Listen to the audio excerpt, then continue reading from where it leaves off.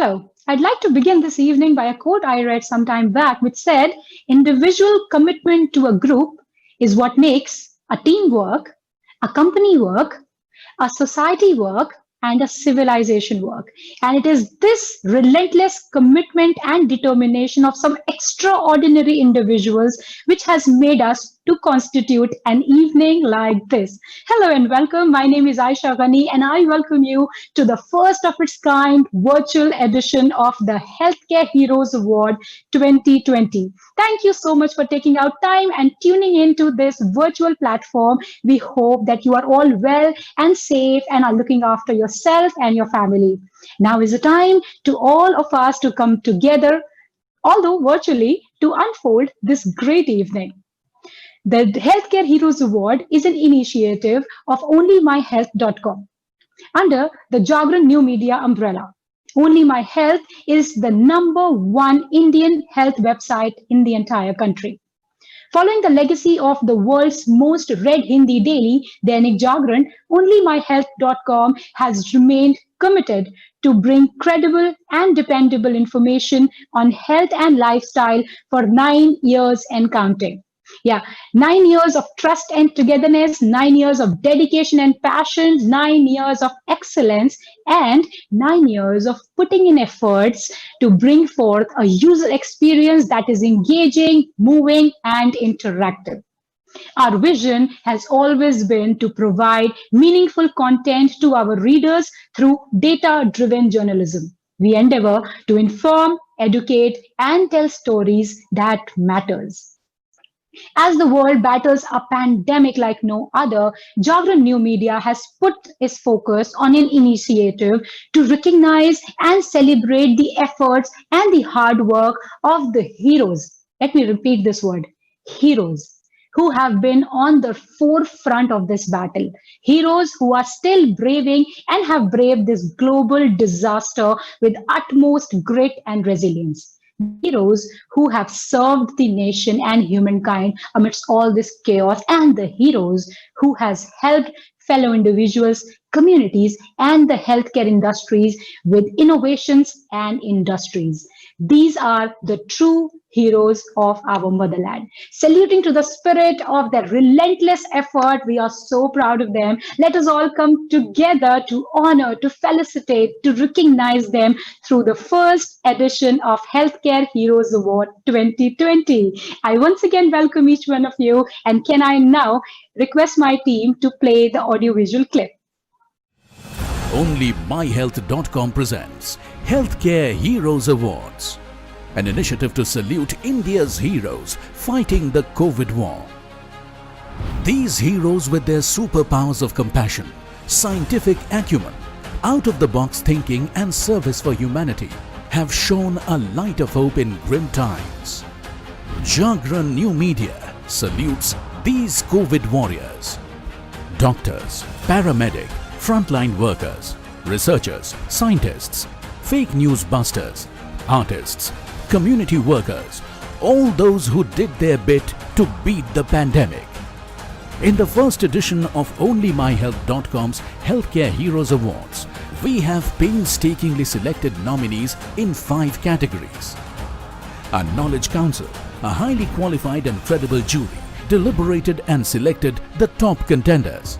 The jury decision combined with public votes has helped us arrive at the winners in each category.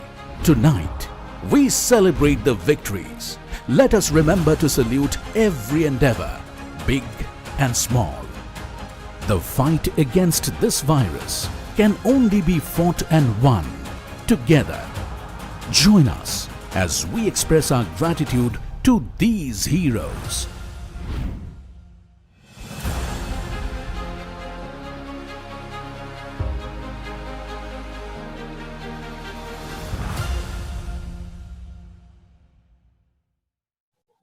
Wow, what a powerful kickstart to the first edition of Healthcare Heroes Award 2020. And now that we have set the tone of the evening, sit back and relax, because now is something which is amazing for all of you to watch. Ladies and gentlemen, is the time that I move forward and invite a leader like no other.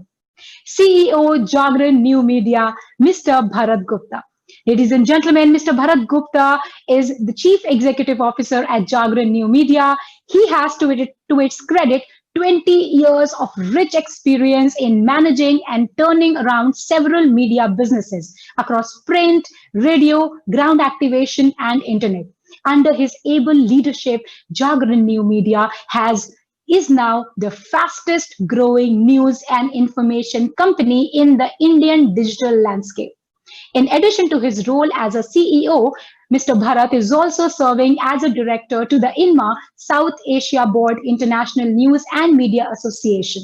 He is a governing council member at IAMAI, which is Internet and Mobile Association of India, and is the founding member of Digital News Publishers Association, DNPA. Thank you so much, Mr. Bharat Gupta, for taking out time from your busy schedule and for being a part of this glorious Healthcare Awards 2020. Over to Mr. Bharat Gupta. Thank you, Aisha. Good evening, everyone. I hope all of you are keeping well. I would first like to begin by thanking Honorable Health Minister, Dr. Harsh Vardhan, for taking out time and blessing us with his time and presence of the ceremony. I think we have all gone through turbulent times, and the outbreak of COVID-19 has enveloped the entire world in anxiety, fear, and uncertainty. Every morning we wake up to a stressful updates and trying to find a ray of hope that looks most daunting and challenging. Personally, I believe that the fundamental building block of human is hope, and that we continuously need to be aspired to live better humans and progress as a happy society. And that it is over here that OMH Healthcare Hero Awards is a campaign dedicated to the inspirational real life stories of Corona warriors fighting day and night against the impact of deadly virus on human health and society. We are thankful to all our panelists for taking out time and helping us to identify and patronize these champions of change, which is what the need of the hour is. Without taking any further time, I would request Aisha to take the event forward. Many thanks to everyone. Thank you so much. Thank you so much, Mr. Bharat. That was really encouraging words, which we all wanted to hear. Thank you again. And now, ladies and gentlemen, is the time to celebrate our association with the words of motivation. It is the time that I now introduce to you a leader who is the pride of the nation and is donning many hats together so beautifully. Ladies and gentlemen, a leader like no other, our Honorable Minister of Health and Family Welfare, Science and Technology and Earth Sciences, Government of India, Dr. Harshwandhan. Fondly called as Dr. Sahab by his supporters and opponents alike, Dr. Harshwardhan is known for his disarming simplicity in his personal life and transparency at the workplace. As a health minister, he initiated many reforms in the public health system of the country. He is committed to set a roadmap for the implementation of Make in India program by building a robust R&D infrastructure and promoting synergies between industry and scientific research institution. He is loved and respected by one and all for his hands-on style of functioning. Once again, I take pride and I thank and I'm so grateful that Dr. Harshwardhan could join us today for this cause. Over to Dr. Harshwardhan.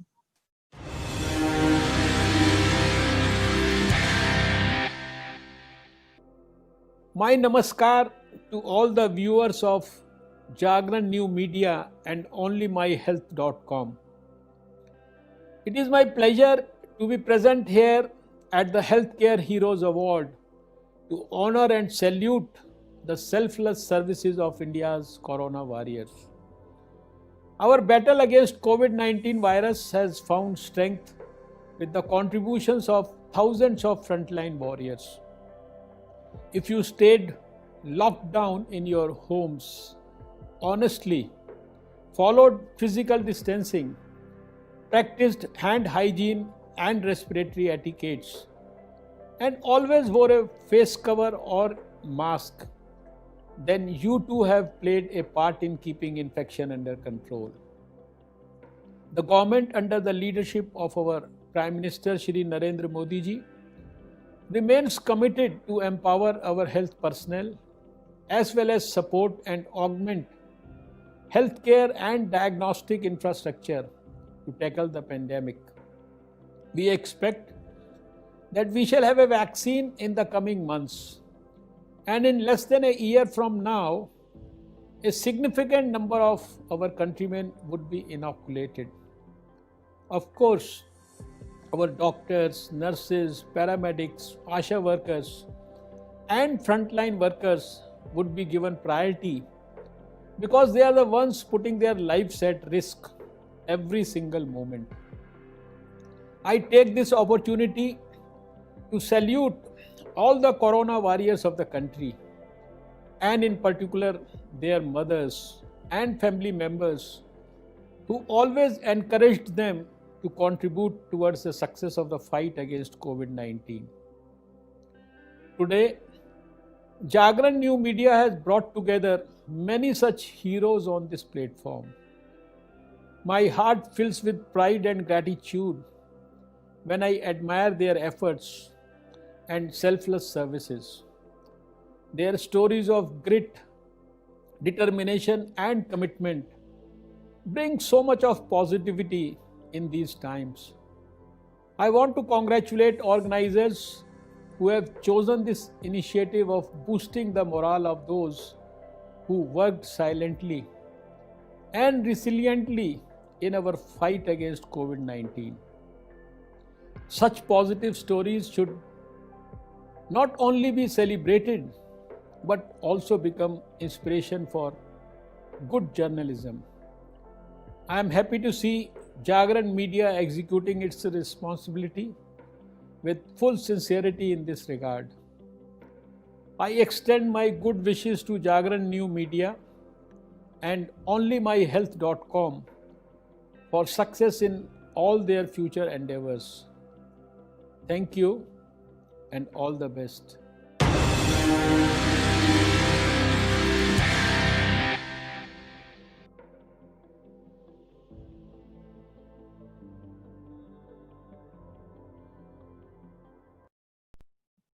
Thank you so much, Dr. Harshwardhan. Your words truly completed the moment for all of us. And we, on behalf of Only My Health, we thank you for taking out time and for joining us for this exemplary cause. Thank you again. And now, ladies and gentlemen, is the time that I make a mention of our sponsors, जिनकी वजह से ये शाम मुमकिन हो पाई है. I would first want to thank our category sponsor, Shobe Group. I'd also like to thank our supporting partners, Natura More, Sip Hands, Mahindra XP Plus, and our gifting sponsor, Everteam. Thank you so much for making us put this beautiful evening together. And now is the time, ladies and gentlemen, that I introduce to you another leader. But before I welcome her on the screen, there is one quote that I am reminded of, and it is said that it's the fire in my eyes and the flash of my teeth, it is the swing in my waist and the joy in my feet. I am phenomenal. This is for the phenomenal woman that I'm going to call up on screen right now, ladies and gentlemen, the business head, health and lifestyle verticals, Megha Mamgain.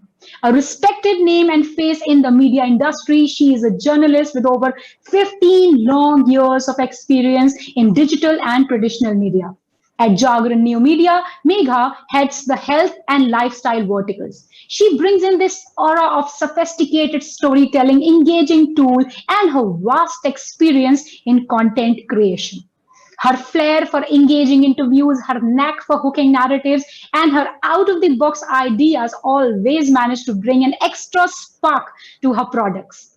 With her astute vision, she deploys resources, devices workforce, creates monetizable properties, and builds robust brands. Megha was also awarded the Most Influential Content Marketing Professional Award 2019 by World Marketing Congress. And now I will not take any more time and I will introduce that woman herself. Over to you, Miss Megha. Thank you so much, Aisha. That was really flattering. Good evening to everybody, and thank you to Honorable Minister Dr. Harsh Vardhan for his encouragement. Also thanks to Mr. Bharat Gupta for his leadership and always that unwavering faith that he shows to his team. And thank you all of you for tuning in and watching tonight. Last 9 months, as has been reiterated, have been very difficult, and we have been brought face to face with the biggest challenge the world may have seen in the recent past. There has been uncertainty, there has been disruptions, and there has been a loss to lives and livelihoods.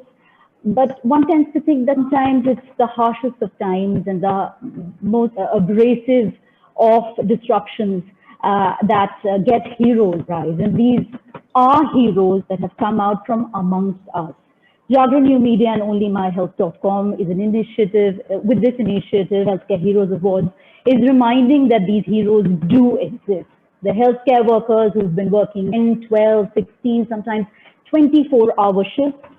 The innovators who are fighting against time to develop vaccines and develop testing kits and devices to fight a virus that we have known very little about. Fake news busters, the activists that are feeding the hungry, the artists, the educators, the lone wolf warriors, the first responders. Well, all of them are heroes. I thought about this and I said some of us were fighting this battle while staying at home. There were others who were fighting this by showing up each day, every day, undeterred. Tonight, we bring you these heroes. Onlymyhealth.com has very diligently searched this in breadth of the country, and we've gone to villages and metropolis, searching those who, through their work, give us hope for a better future. The Hair Heroes Awards nominations have been editorially vetted, and they have been placed under 5 categories, and you will get to see them tonight.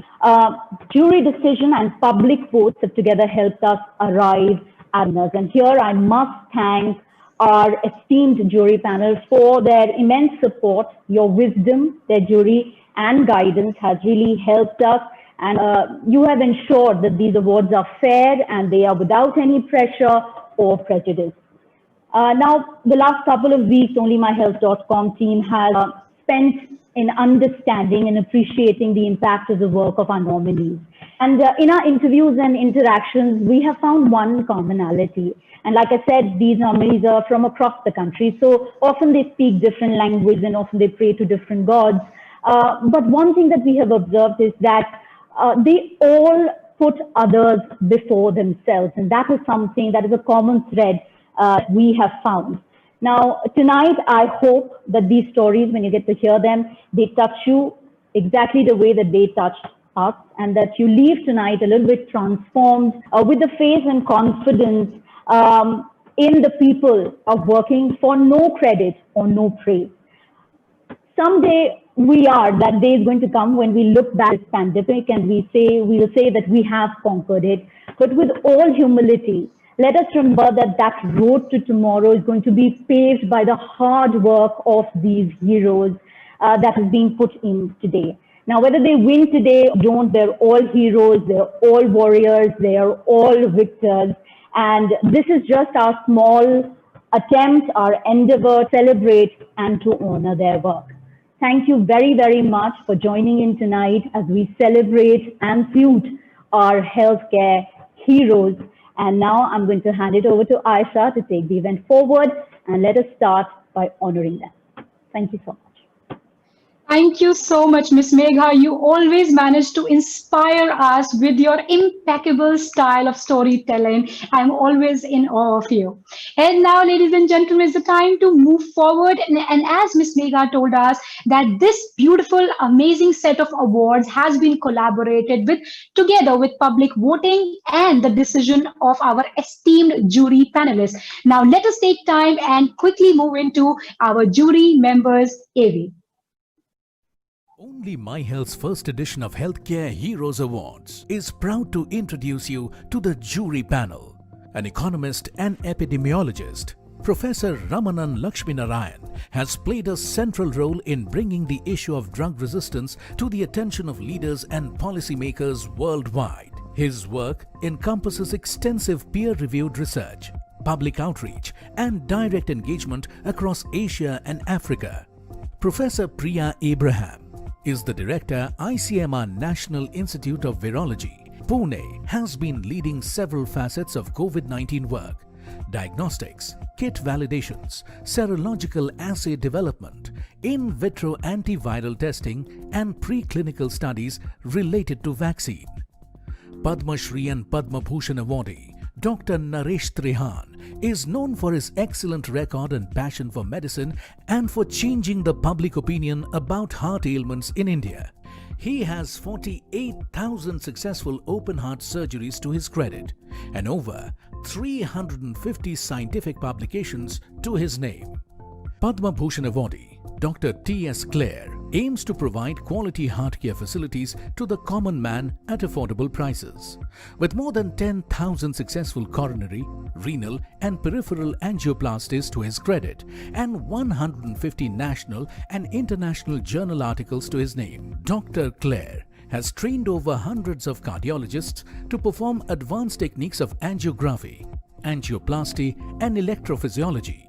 Recipient of Padma Shri, Vishwa Hindi Samman, National Science Communication Award and Dr. B.C. Roy National Award, Dr. KK Aggarwal's life goal is to conceptualize cost-effective health awareness modules and to propagate low-cost medicine.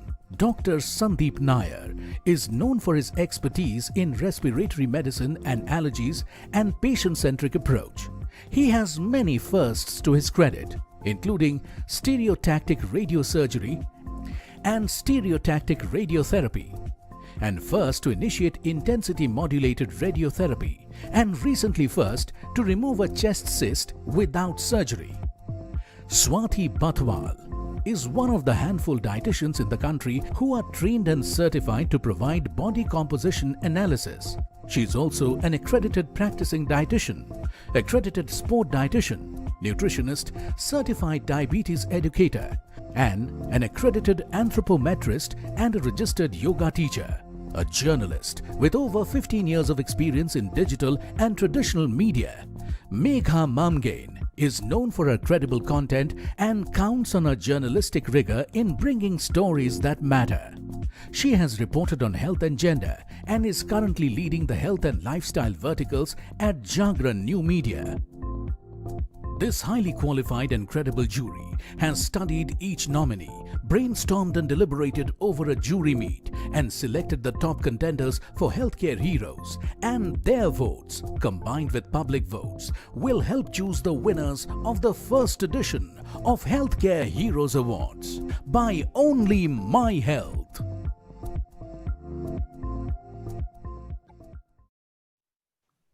Wow, I am ecstatic to see our esteemed panel of juries and the members who actually have taken out time from their schedules and being a part of jury members of maintaining some great thing like choosing the Healthcare Heroes Award 2020. Thank you so much for their efforts. And now, ladies and gentlemen, is the time to move forward. And I'm really, really happy for this segment because we are now finally starting off with the award ceremony. Yes, I remember one of the quotes by Michelle Obama. She once said that success isn't measured by how much money you make. Success is measured by how much difference you make in people's life. And I believe, ladies and gentlemen, it is this positive difference that these individuals have made in the society and on the world as a whole when it actually needed the most. On that note, let us quickly begin with our award segment. It is said little appreciation goes a very long way, and we have left no stones unturned on this Onlymyhealth, which is taking care of Healthcare Heroes Award 2020, the #1 health website of the country. Let us begin with the first category of the awardees. This is known as the Breakthrough Innovations. All right, let me tell you a little about this segment. So in this segment, we at onlymyhealth.com are saluting the relentless efforts of our COVID warriors who have excelled in terms of bringing new innovations, new technology, who has helped us to cope with the enormous new demands which has been placed by a pandemic like this. The winners, as we have already told you, have been chosen on the basis of public voting and our esteemed jury's decisions. Now is the time to quickly move on and see the nominations for ourselves for the first sub-segment of Breakthrough Innovations. Ladies and gentlemen, brace yourself as we display before you the nominations of Breakthrough Innovations Technology. Presenting the nominations in the category of Breakthrough Innovations in Technology. Corona Cleaner by Test Right Nano Systems, an innovation that uses UV radiation to kill COVID-19 virus. This device, made by IITian Shubham Rathod, exemplifies Atmanirbhar Bharat. Built in collaboration with Defense Research Development Organization, the Corona Cleaner kills 99.9999% coronavirus. Offices and homes are safer thanks to Corona Cleaner. Ambulance Deployment and Optimization Tool by Save Life Foundation.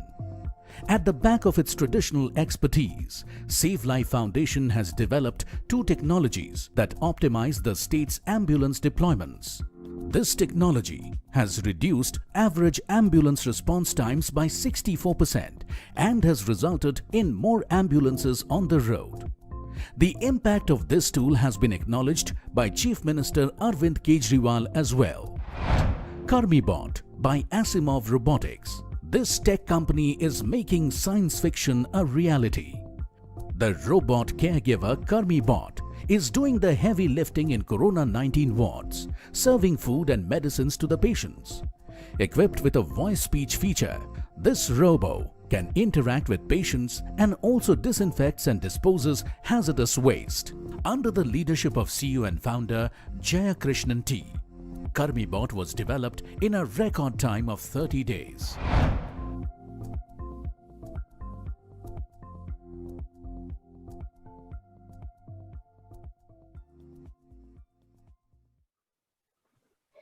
They have all done great work, but ladies and gentlemen, is the time to announce the winner now. The Breakthrough Innovation Technology winner is Save Life Foundation, Mr. Piyush Tiwari.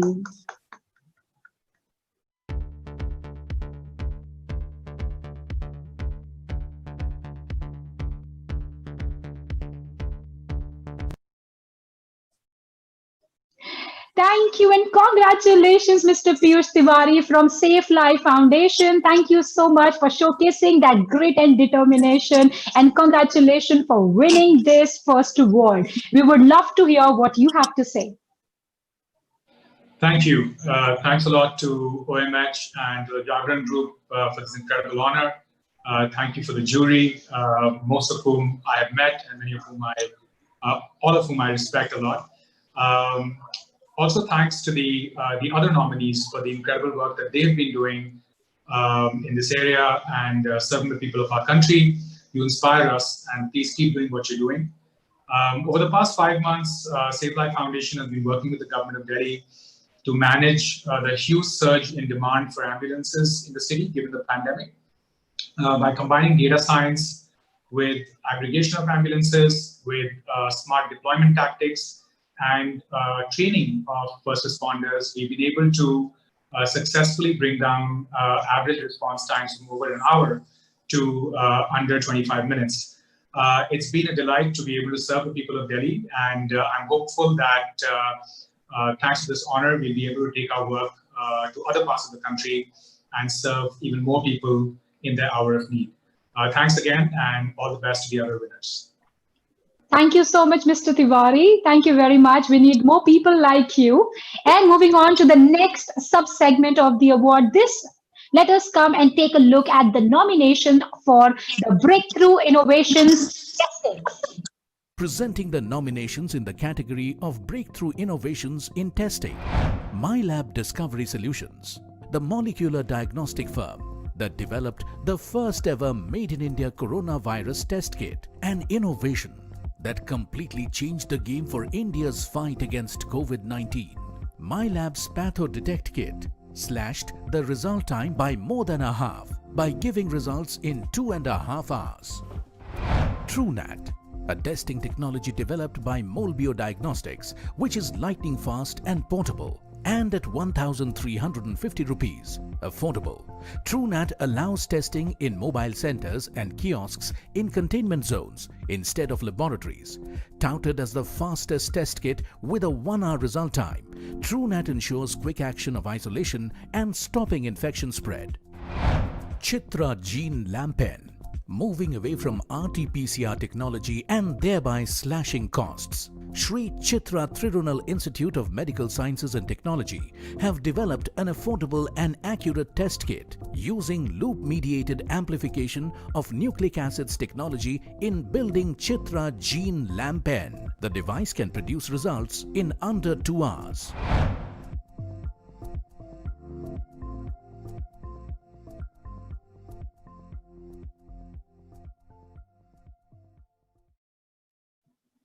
Congratulations to all the nominees, and the winner of Breakthrough Innovation Testing is Morbio Diagnostics, Mr. Shiva Sriram.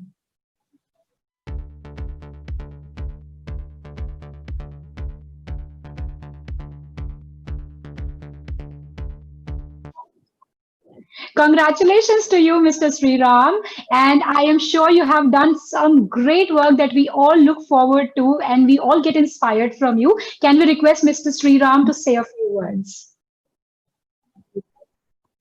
It's a very good evening. A very good evening to all. On behalf of Morbio Diagnostics, I would like to start with thanking the Jagran Group for organizing this event and nominating TrueNet for the Breakthrough Innovations Award.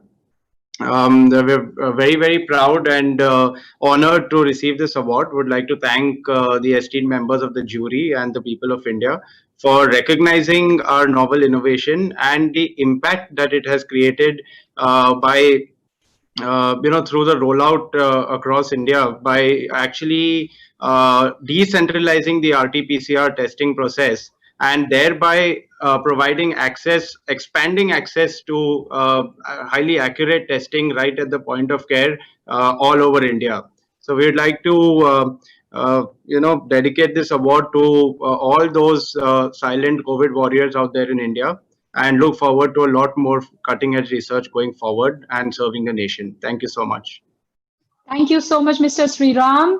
Remember, you are a hero. Thank you very much once again.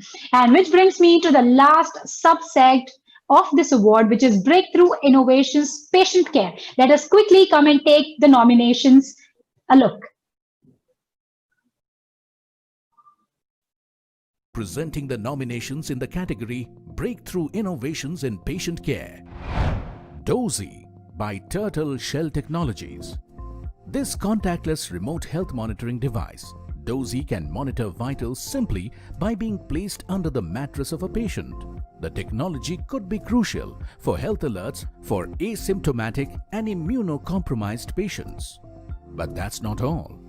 Contactless health monitoring would also ensure less pressure on healthcare infrastructure and lower chances of caregiver infections. Inaxel. With two of its innovations, Inaxel Technologies Private Limited has taken the bull by both horns. VapCare device by Inaxel has automated and manual process of suction of oral and nasal secretions for patients on ventilators, thus ensuring reduced chances of infection for caregivers and dignity and comfort for patients. With its second innovation, SARS Pro, Inaxel has made available its non-invasive ventilation device, portable and not requiring electricity. SARS Pro is ideal for patients in transit or during ventilator unavailability. Swasna device. 9 IIT Bhubaneswar students have innovated a helmet-like device, combining the benefits of a PPE and ventilator. A simple but brilliant idea, a Swasner is easy to use and economical. With built-in tubes that supply oxygen into the bubble-like helmet, leakages are stopped by an airtight collar. That's not it. It can also do the role of a PPE kit by simply connecting oxygen point to air pump. On trial in Cuttack Hospital, Swasna, at a mere 1800 rupees, aims to give a tough competition to traditional ventilators.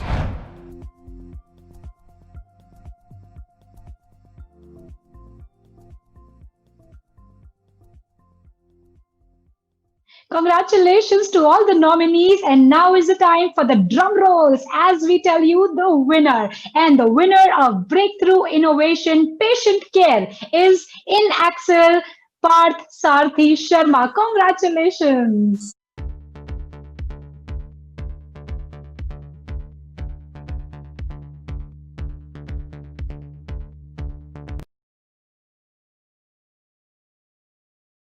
we at INACCEL are constantly innovating for Indian clinical needs, and we are extremely proud to play a small role in India's fight against COVID-19. Thank you so much again.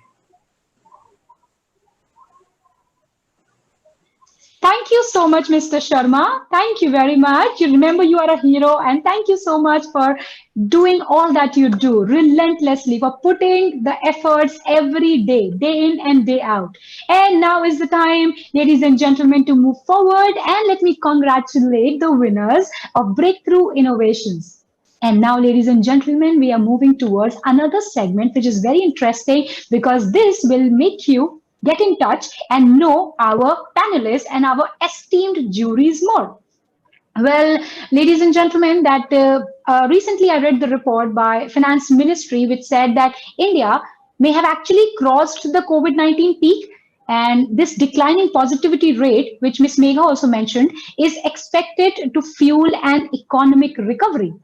So while this is a good news and we are all hopeful and optimistic and in this together, let us now understand it in more detail. Let us invite our expert jury members for a panel discussion and help me in understanding what lies on the road ahead for us in India's war against COVID-19. Can I now request Ms. Megha to kindly take it forward for the panel discussion? Right. Thank you so much, Aisha. And you have really set the context. And I would like to invite all our panelists for giving us an insight, because you are the best people really to speak about the road ahead as India fights the pandemic. Now we're getting these numbers every day. We get to hear some positive news, some negative news. But what we are seeing in the last few weeks is that daily cases, there seems to be a fall after September, and the gap, we're being told, between recovery and the new cases is constantly increasing. So should that be taken as a positive sign? Is the worst over? And can India truly beat the pandemic? And how soon will that be? So we're discussing the road ahead, and esteemed jury panelists, and we're very, very fortunate to have you. Let me start first by Dr. Priya Abraham. She is the director of CMR, National Institute of Virology, Pune. Now, Dr. Priya Abraham actually took charge of the Apex laboratory in India just 2 months before the pandemic broke out. And let me remind all of you that National Institute of Virology has successfully isolated the SARS-CoV-2 virus. It did that in March. And since then, there is an indigenous antibody detection kit that has also been made. And apart from that, of course, there is validations and of devices and kits, etc., that is happening on a daily basis. Now, Dr. Priya Abraham, my question to you is the question that is on top of minds of everybody. How soon do we see a vaccine? And I'm asking this question at the back of the knowledge that this virus is constantly mutating. So any work that is happening in vaccine development right now, will it hold, or are there any challenges in its efficacy because of the constant mutation? If you could unmute yourself, Professor Abraham, and then answer my question. In my opinion, we would not be seeing a vaccine earlier than the middle of 2021. Because we must remember that to make a vaccine takes usually several years. And at this point in time, there are at least 180 vaccine candidates. Different groups are working furiously to kind of make that, that time between beginning work and having a licensed vaccine. They're trying to crunch that time. So in my opinion, we will not have a vaccine available till, June, July of 2021. Have I answered your question? Yeah, and I also wanted to know about, there is talk of constantly you get to hear that the virus is mutating. So any vaccine that is developed, would it take into account the mutations that would have happened by then? Well, it'll have to be put to test, but we must remember these mutations are, not so huge. If you look at all the strains that have been, and there are several thousands of strains looked at all over the world, they have a similarity of 99.95%. So it's not that they vary by 10% or 20%. So we'll have to see as time goes how the variability that we're seeing, which is not of such a high order, how that will pan out against the vaccines that are going to come into the market. Sure. I'm going to come back to you, Professor Abraham. Let me get Professor Ramanan Laxminarayan into the panel as well. He's the founder and director of Center for Disease Dynamics, Economics and Policy in Washington, D.C., and also a lecturer at Princeton University. Professor Ramanan, you've just led the largest contact tracing study for COVID epidemiology in the world. What does the study find? Do we need a recalibration, reassessment of all that we have known about the impact of the virus?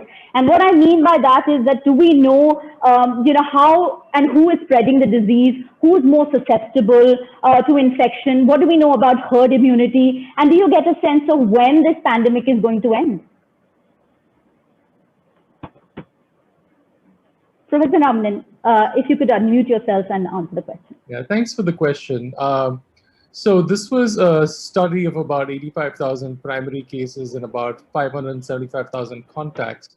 So it enabled us to nail down a few things. One is the risk of transmission, what epidemiologists call the secondary attack rate. So the risk of getting the disease from someone in a workplace was only about 4 or 5%. The risk of getting the disease from someone who's infected, if you were in close contact with them in the community, was about 2.6%. And in a household was about 9%. So about 1 in 10 chance of getting it from someone in the household. But the chance of getting it from someone that you had traveled with for more than 6 hours very closely, that was about 79%. So that enables us to calibrate our risk of acquiring COVID from someone who is COVID positive so that we don't have to fear all contexts, and there are some contexts that we should be more concerned about and some contexts that we should be less worried about. And clearly anything which is outside the house, outside in open air, imposes much less of a risk. What we also found was that 70% of people who have COVID don't transmit to anyone. This again is not an unusual finding in the sense that super spreading has been sort of found for COVID in the past, but this was the first large study to find it, and only about 8% of people were responsible for 60% of the transmission, which means that they both shed the virus efficiently. They also are, they happen to be in places which would allow for infecting many other people all at one go. There are many other results from this study which I won't get into, but just to say that we're learning about this virus every day. So things that we know today or say today may not even be true 2 weeks from now, but that is just the nature of science. And I think we've got to be prepared for that. It doesn't mean that the science is ineffective. It just means that we're learning, and we're learning as fast as is humanly possible at this stage. Yeah. Thank you, Professor Ramanan. Do stay on with us. I'm going to come back to you with another question, but let me get in Dr. KK Aggarwal, who is also in the jury panel and joining us today for this discussion. Dr. Aggarwal, of course, is a cardiologist and the former president of Indian Medical Association, and dedicates a lot of his time and energy in connecting with the masses and helping them understand. Dr. Aggarwal, my question to you is, how do you think fear, panic, misinformation, how is this impacting India's war against COVID-19?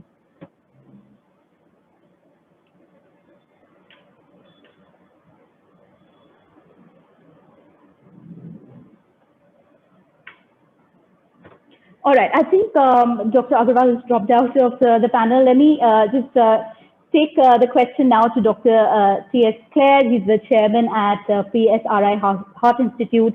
And Dr. Kler, my question to you is, cardiovascular diseases, Dr. Kler, have been the biggest cause of death actually in the world.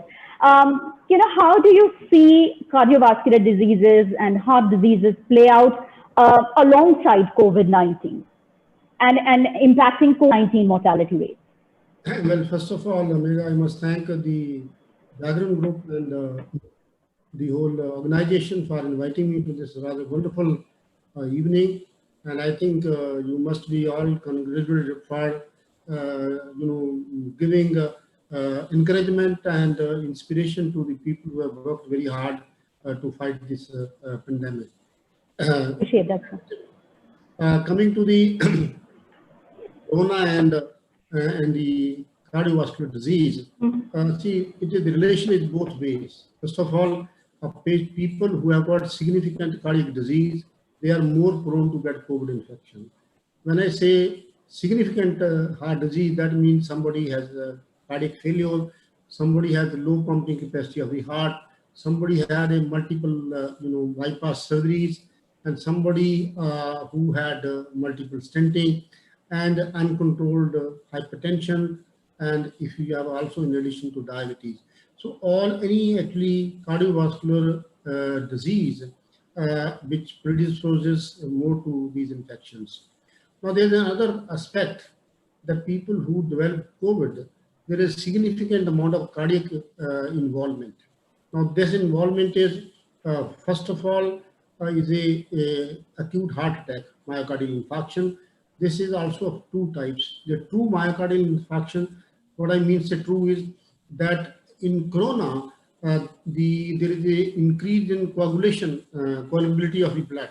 So if you have a 50, 60, 70 or 80% blockage, you can get a clot over that stenosis and you can get a heart attack. So when you do the angiography of this patient, you will find it that artery totally occluded. The second is a pseudo heart attack, pseudo myocardial infarction. These are the patients who have chest pain. They will have an ECG changer of heart attack, but when you do the angiography, the coronaries are normal or very little, 10% or 15% blockage. Now these changes occur because of the myocardial involvement, the heart muscle getting inflamed because of the coronavirus. Then roughly 16% of the patients will have some kind of heart rhythm problem, either increased heart rate or irregular heartbeat. Some people we have seen getting very slow heart rate, bradycardia.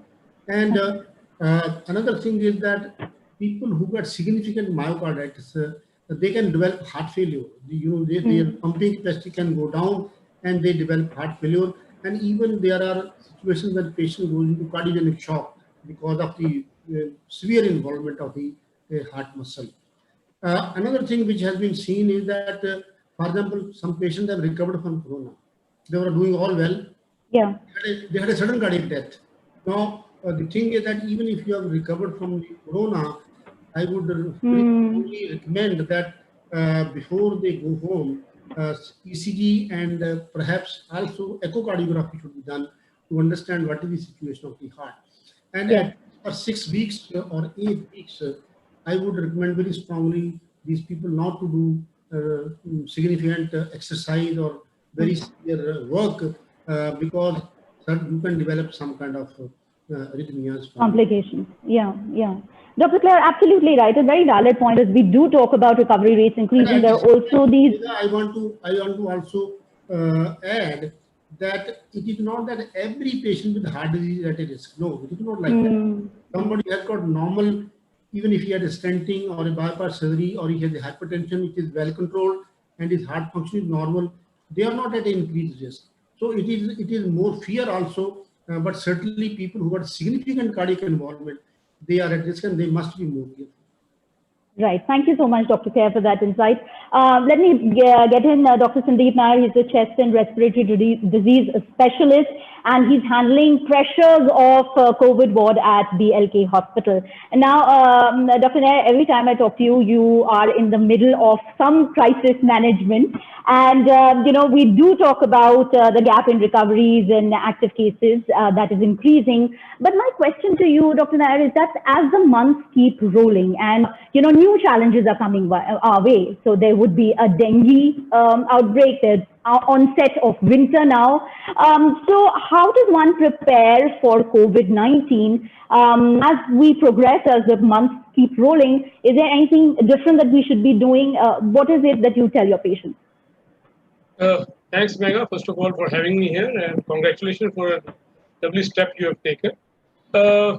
It's a tough time, and every time COVID is teaching us a new thing. When it came, we thought that probably summers will come and it will go, but no, it's still there and it's come with a more vengeance. So, it is really very tough time, and like Professor Priya also talked about the various strains coming up and we are challenging them. It's a real challenge. And then, like Dr. Kler really pointed out, that it's a hypercoagulable state with the COVID, which is worrying us. And look what dengue does. Dengue does exactly opposite. Patients, they have a low platelets and patients start bleeding. We've had a few cases of dengue and COVID together. Now it's a challenge. Whether we want to really give them anticoagulant or blood thinners because of COVID, or we prevent to give it because if we give too much of that and the platelets are low, the patient starts bleeding. So alone COVID is enough for us. Why have both COVID and dengue, or a COVID and malaria also? We had a patient of COVID malaria. So, it's not 1 + 1, it's 11, 1 and 1, because when they both come to us. So it's a tough time. And we have had vaccine and winning in the sense that we had few cases, much more cases in, say, July, August. They were somewhat stabilized in the start of September to mid-September. Again, we had a surge in the end of September. Again, there was no bed available, all ICUs full. Again, a little bit of stabilizing. So we are not sure whether we really conquered it. I don't think so. And I totally agree with Dr. Priya that we don't know whether vaccine will come in next mid-June or July also. We can't hurry it up the way some countries have done it, that without going into phase 3 trial as they have marketed it. But even despite having all the fast tracks, I don't think that before May, June 2021, we are going to really get vaccine, and that to vaccinate each and everyone. I think that's a real big challenge. So it's a tough fight. We are having a tough battle. This is a new virus. It is behaving strangely. Not only is behaving strangely to us, it's behaving strangely in different patients. You have a bradycardia in one patient, and that is a low heart rate, and you have a fast heart rate in another patient. So you don't even know what to treat, what to give it. I had a patient who came with a heart rate of 130. Now, before I could think of giving him any rate lowering agent, I was just trying to treat him like a COVID. And another 4 or 5 days, his heart rate automatically came down to 56, 58. What if I had given him some blocker or something like that, which had decreased the heart rate? It's a tough time. It's a tough time. We are dealing with a very tough patient. And if it's compounding with the many other diseases, and like I said, when we were March, we were fearing that maybe we will conquer it summers. Now it is October, and we are fearing that winter it may come in a big blow. I don't know. It's a really troubling us. Yeah. You're absolutely right. And, kudos to you, because you are dipping into your wisdom, your experience, and sometimes even instincts to take decisions which are, sometimes spur of the moment decisions. So come back to you, Dr. Nair. Let us bring in Swati Bathwal. Now, Swati is, of course, accredited public health nutritionist. And Swati, immunity has been a buzzword. And Kadha is like this magic portion everyone wants to get hands on. Now, my question is, Swati, that when a doctor prescribes a medicine, you have a prescription, you have the dosage. But when it comes to these herbal teas and kadhas, it's like for people, it's like, it's not enough. I mean, is there something like an overdose of home remedies? What does a nutritionist tell that, and can everybody take kadha? What is your opinion and advice when people ask you about these home cures and magic potions? Thanks, Megha, for asking that question, and hello to everybody, and thanks for having me over. Well, Megha, you have just, questioned me something which I experience every day ever since this COVID thing has come up. Immunity has become such a big thing. And the first question is, can we have kadha? And there are some people, they're mixing kadha with their own ingredients, and maybe they have got diabetes or they've got something and they've added extra giloy or something. So the blood sugars have actually dropped because they've added excess of giloy. So what my suggestion to everybody is, please do not mix all these herbs because every individual works differently. Every body is different. The ingredients which you're adding to your kadha, it's just like, it's an Ayurvedic medicine. So without having an advice from somebody, you cannot take some of these mixtures or decoctions, what we are talking about. So please add variety. Just don't overdo on anything. It's just like it's simple. It's like taking extra blood pressure medicine. You would not have extra blood pressure medicine because that's not going to be good to you. So add as much variety as you can. But even although I'm a nutritionist, I would love to talk about food. But let me tell everybody that the foods the few things which actually boost your immunity, they are absolutely for free. Number one is sleep. If you have good sleep, you're going to build the immunity, and sleeping is for free.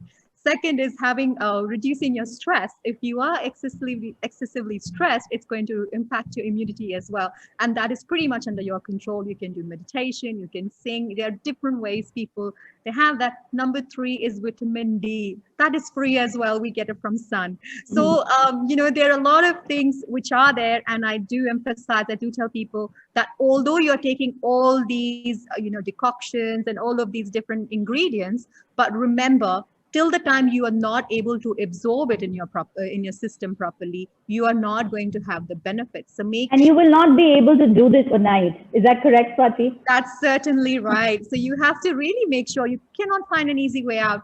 Start looking at for some of the things which I have discussed, which are for free, absolutely. And and then I tell people that it's simple. Just gargle with salt water. Gargling with salt water is so simple. It's going to clear your throat, and it is for free. Just put a pinch of salt in warm water, and you can gargle. So till the time your oral passage is not clean, how are you going to absorb, and how are you going to build immunity? So focus on these basic things first, and then look at other decoctions, and that too under like a supervision. That will be really good. Megha, can I add a word here? Sure, Dr. Kler. Yes, Doctor. Community business has been discussed a lot, but I would like Dr. Priya also to comment after I speak. There is no scientific evidence that any of these kadas, any of these concoctions which have been advised in the press, they have any scientific basis. There is nothing known to increase the immunity of a person. Dr. Kler, today Ayush Ministry has come up with, accept good physical health, exercise, and a positive attitude. Stop smoking. Don't take liquor unnecessarily. That's all we can say. Nothing more, nothing less. Absolutely, absolutely. So I'll take that question to Professor Abraham in a bit, but let me bring in Professor Ramanan Laxminarayan. Professor Ramanan, we are in a process of unlock right now, and if I was to play a coffee show host, and I would ask you to rate, going to a mall, air travel, going back to school and offices, going dining in a restaurant, how would you rate? Is it possible to rate them in terms of what activity is more dangerous than the other? Well, I would say that any activity in an indoor space where people are in close proximity or not wearing masks is of highest risk. So being in a bar, a pub, a restaurant, and without a mask, which is typically the case when you're eating or drinking, that would pose the highest risk. Then would come situations where you are in indoor spaces, but you are wearing a mask. Airlines can be quite safe because everyone is wearing a mask and no one is speaking, for instance. Speaking is one of the ways in which the virus sort of is emitted. Then come situations like malls where people are at fairly good distance from each other. I don't think any of the malls are crowded right now. As long as you're wearing a mask, you should be fine. And then last is, being outside, where definitely wear a mask and keep a distance, but your risk of transmission in outside settings is really quite low. Professor Ramanan, comment on schools reopening. Would it be safe for children to go back to school? So, children are generally at low risk for symptomatic disease and poor outcomes. That said, in this study that we just finished, and at least a couple of other studies have found that children can be efficient transmitters of COVID even though they don't show symptoms themselves. So they may pose a risk to elderly people that they come in contact with after having been exposed to the disease. So schools can reopen, but with adequate safeguards of testing and also of distancing or staggered schedules. I don't think we can go back to a world of schools like it was prior to March. The countries that have tried to do that, Israel is a very recent example. They've had to go through a full second lockdown. And school reopenings in the US have also not gone very well. So I think school reopenings, particularly in India where the disease is quite rampant, would be a challenge unless there were other safeguards, like I said, which would be, some children show up every other day. They have some sort of hybrid class. there's a reasonable amount of testing to make sure there's not super spreader events, and that we have to realize at the end of the day that children are children. We can't impose restrictions, too much restrictions on them. You can't expect children to go to school and not hug each other or be in close contact with each other and maintain physical distancing. That just goes against their nature as children. And I think if we expect that, we've forgotten what it is to be a child. That is the reason why sending kids to school is a challenge. It's because, they will be children, and that's really it is a balance for us between keeping children at home and them lacking the in-person classes and all of that. So it's a tough choice. I don't think there's an easy answer here. Right, you, Professor Ramanan. Let me go across to Professor Priya Abraham.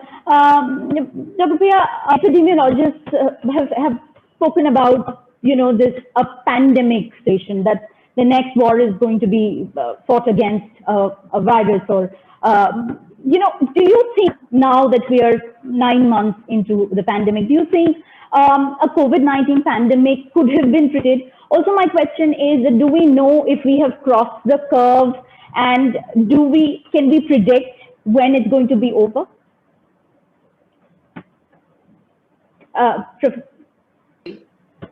I think that's very hard to predict now, because even in India, different states are at different stages of the pandemic, where some states are coming down, some states are now beginning to peak.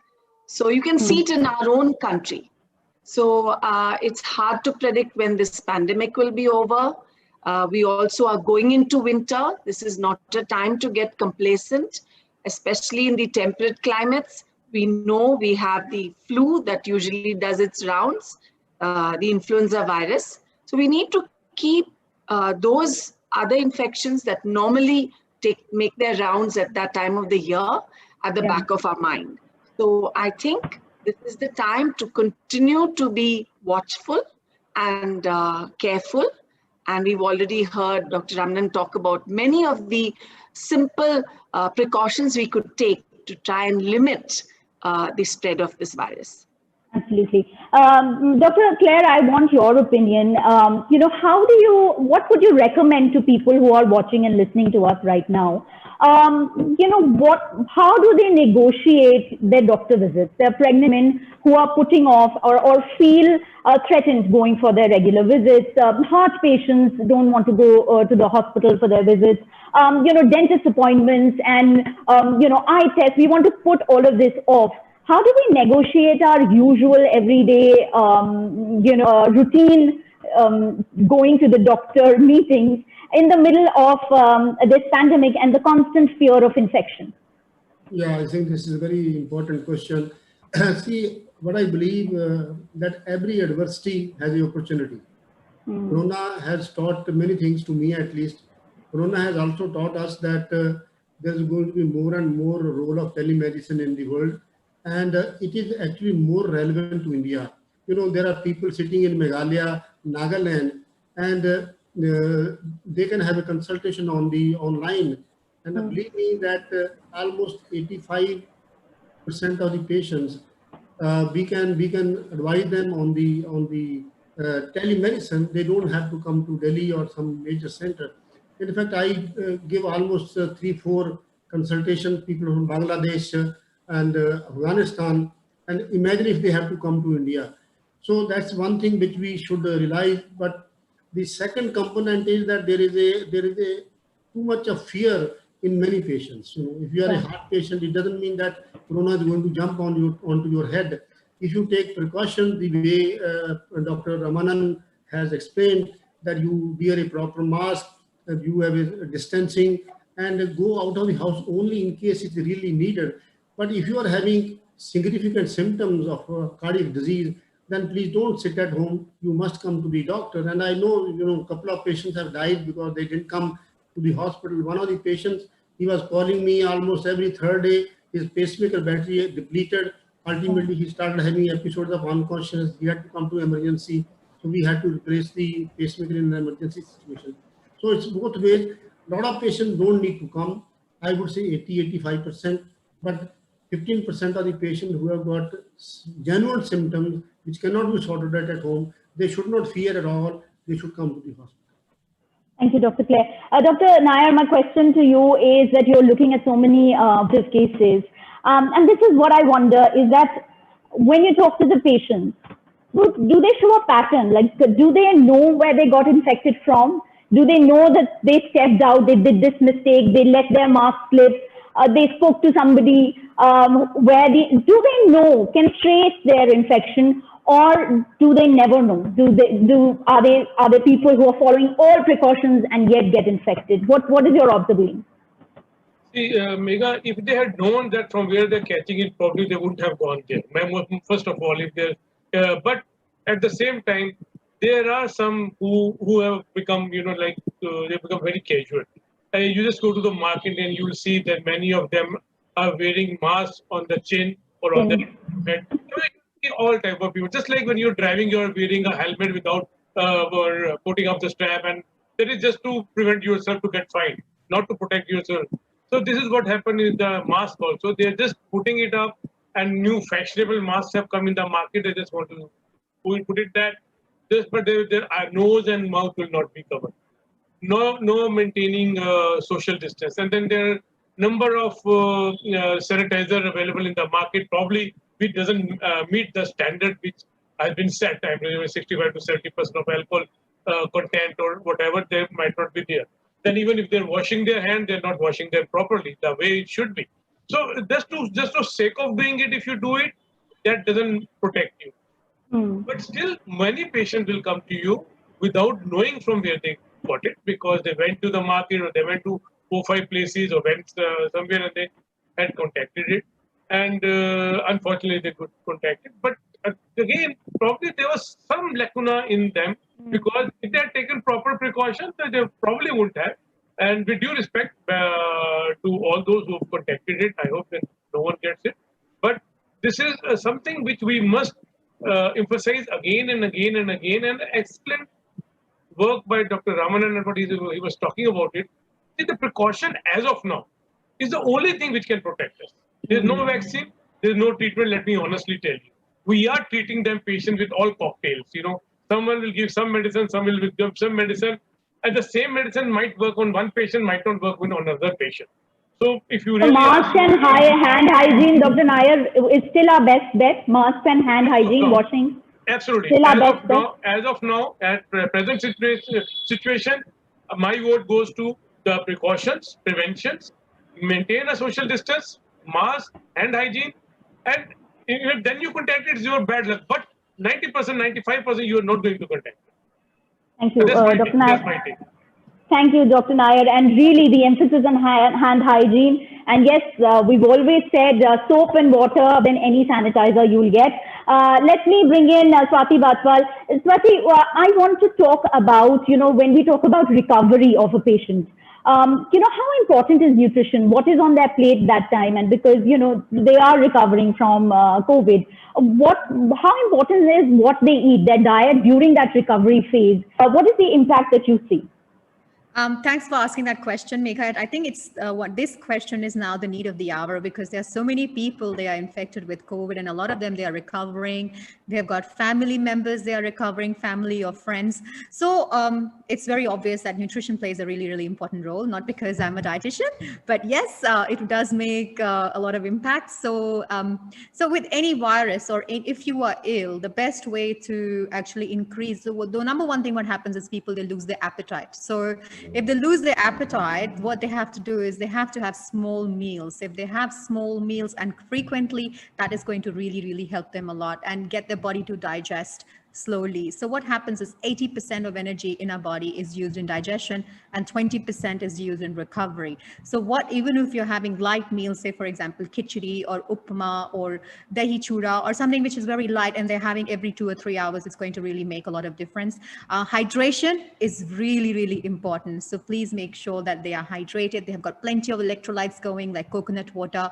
If they can have buttermilk, they can have buttermilk as well, lemonade. Hydration is the key in recovery. So make sure they are hydrated. If they cannot tolerate solid foods, having like, even soft meals, that's going to really work. And muscle loss is very, very common. So making sure that their muscle is not lost. So having that proteins throughout the day, it's really going to help. And easy digested protein, that is really, really going to help. And secondary is like looking at exercise. No, you don't have to exercise just because it's going to boost your immunity.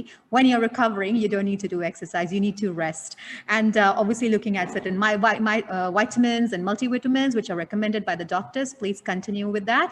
And there are people will have hair fall. It's very common to have hair fall, but do not worry about hair fall. Just focus on recovery, because if you're going to recover, you're going to stop your hair fall. So, this is what I would like to tell everybody. Yes.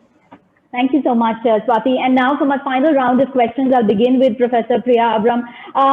Professor Priya, you're seeing so many medtech companies responding to the crisis. And, in the first round of awards that we gave, we saw so many these startups really responding to pandemic. And I'm sure in the last 6 months, there must have been so many that came to you for valids, etc. How important do you think these efforts are during this time? What would you tell all the nominees and the winners in the tonight? I think as one of the jury panel members, I would really congratulate each one of the entries for the different categories for their humongous, response, sometimes against odds in the midst of this pandemic. The challenges have been huge, and to achieve what they wanted to achieve would not have been easy. So I think, everybody who has, been shortlisted in each category needs a big, big round of applause. So virtual applause coming for all of our nominees. Kudos to your work. Thank you so much, Professor Abraham. Now over to Professor Ramanan. Alongside all these medtech companies and all the doctors and paramedics and frontline workers, we have also brought in the Healthcare Heroes Awards people who have done work in response to the environment crisis, for example, or spreading awareness, for example, or feeding the hungry on the road. Cumulatively, what do you see the impact in terms of healthcare of all the efforts? I mean, not just in the hospital or in the clinics per se, but the overall impact of the work that the COVID heroes are doing, and the nominees especially that we have brought in on this platform. Could you unmute, please? Yeah. I wanted to echo what Dr. Priya just said, which is, it was really hard to choose between all the people who were nominated. Any one of them could have won on any given day. And it's because what came through was really their passion and their dedication. And I think COVID has been a challenge, but it's brought out the best in many people, particularly those who are, who are willing to give it everything that they have to make sure that they make a difference. All the nurses who've been there, around the clock, as you said, the person who was actually pregnant and still, she was out there, serving the public. I think these are truly amazing stories. What will last beyond this is really that, there's innovations that certainly are going on during the time of COVID, whether not just in terms of telehealth, but really in terms of figuring out how to be more efficient in the way we do public health. The study that I was talking about wouldn't have been possible without tens of thousands of healthcare workers who are going door to door to find out, who's been infected. This is a huge exercise, which we have to give, our healthcare workers a lot of credit for. This is not happening in many other countries, I have to tell you. Los Angeles, it was reported in the Los Angeles Times, has 1/3 the contact tracers that the city of Madurai does in Tamil Nadu. That's a pretty, significant sort of an achievement given the income status that is here. So I think that overall the system has performed with all of the dedication of the people involved. Certainly the investment has not been there in past decades, so they couldn't do more than they have. But I think given the constraints, all of the awardees, whether in technology or innovation or service or in communications and messaging, have really brought some inspiring stories to the front, and kudos really to all of them. It's really amazing and heartwarming to watch. And again, thank you for inviting me to listen to all of this, because but for you, I would not have known about many of these people doing the amazing work that they are. Thank you so much, Professor Navjan. Thank you so much for your encouragement and your support. Dr. TS Kler, from your perspective, from a doctor's perspective, there are these stories that you get to hear of the doctors relentlessly working, pulling off, endless shifts, supported by the whole staff, paramedics, nurses. When you look at these stories, and we've discussed them, we've done jury meets, what comes out? What is that is giving this sort of power and this zeal to the healthcare workers to show the sort of dedication that they are showing? And this is not just one time, this is every single day. Yeah, so Megha, this is actually, I've seen the both sides of the coin. I know that there have been many doctors who didn't come out of their house for 3 months. And then there are very, very fantastic people in healthcare, the doctors who have worked not 12 or 24 or 36 hours continuously to serve these people. And as somebody said, that the pregnant nurse, even she continued to do the duties. And but we have more number of positive stories than negative stories. I think I'm 67. To be honest with you, I have not even sat one day at home. I've been going to the hospital daily, and I've been seeing patients and treating whatever is possible on my part. So of course I did take precautions. My wife is a neonatologist. She has been going. She's in Gangaram. So we have been both going to the hospital and doing our duties. So somebody told me that you are 67, you should not be going at all. I said, the day I became a doctor, it is my responsibility to look after the sick people. See, the thing is, if a Fauji says that he doesn't want to go to the border because there is a fight going on, it will be shame that a doctor sits at home and doesn't treat the patient when he really needs it. So this is my take on that. And I must thank, and really I'm very proud of those people who have put themselves into jeopardy. They have taken risk. They have risked their families, and they have actually in some of the mohallas and societies, the doctors have been shunted away. They have been beaten also. That why did you come to the colony? But those are bad things in India. They do happen. But by and large, I think the medical fraternity, the doctors, nurses, they have done a fantastic work, and it is very gratifying to see how they have come to this kind of emergency. Thank you, Dr. Kler. Dr. Sandeep Nair, the point that Dr. Kler mentioned, that it is also about the families, and you are every day you're in the COVID ward, just like Dr. Kler was saying. So I feel that you would resonate with when you see the stories of our nominees. You would understand where they're coming from. These sort of inspiration, what do you think, what sort of an emotion will they inspire from the people who are watching this show tonight on Onlymyhealth? See, I totally echo what Dr. Claire said, and it's not only we who are taking risks when we are going in a COVID ward, even our families at risk because when we have to go home. Believe me, it's about 6 months I've been COVID ward, I'm taking rounds. And when I go home, I don't go directly and don't see my parents. We are staying at same home. So because they're elderly people, I don't go to their room. So it's a big, if you ask me, it's a big setback for me because I just go have a wash, have a quick wash. But still, I don't go very close to my parents because I don't know what I'm carrying on me despite taking all the precautions. So every one of us is doing some sacrifice at the back of their side. But I won't say it's actually a sacrifice, it's a way of living now. Now, you see, this COVID is not going to go within few days or few months. We have to probably live with it. And there's no point in sitting back home and trying to just relax. And I think this is a time when we must do something. And this is what we are doing it. And the stories which you have put it up by all these brave heroes, I salute them. But I also say, with due respect to your team, there are many more also whom we Absolutely, I agree probably, with if you. we start finding it out, we'll be finding many, many more. And even a small contribution of all those will make a difference. And I totally agree with Dr. Kler. I have a high respect for him.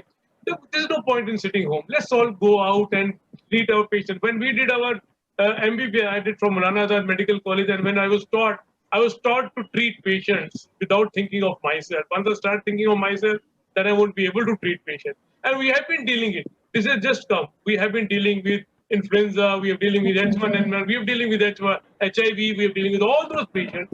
And if we start thinking that we might get infected, we will not be able to treat it. So similarly, hats off to all these people whom you pointed out, and they have done a wonderful job. And again, congratulations to you also. At least you have thought of it.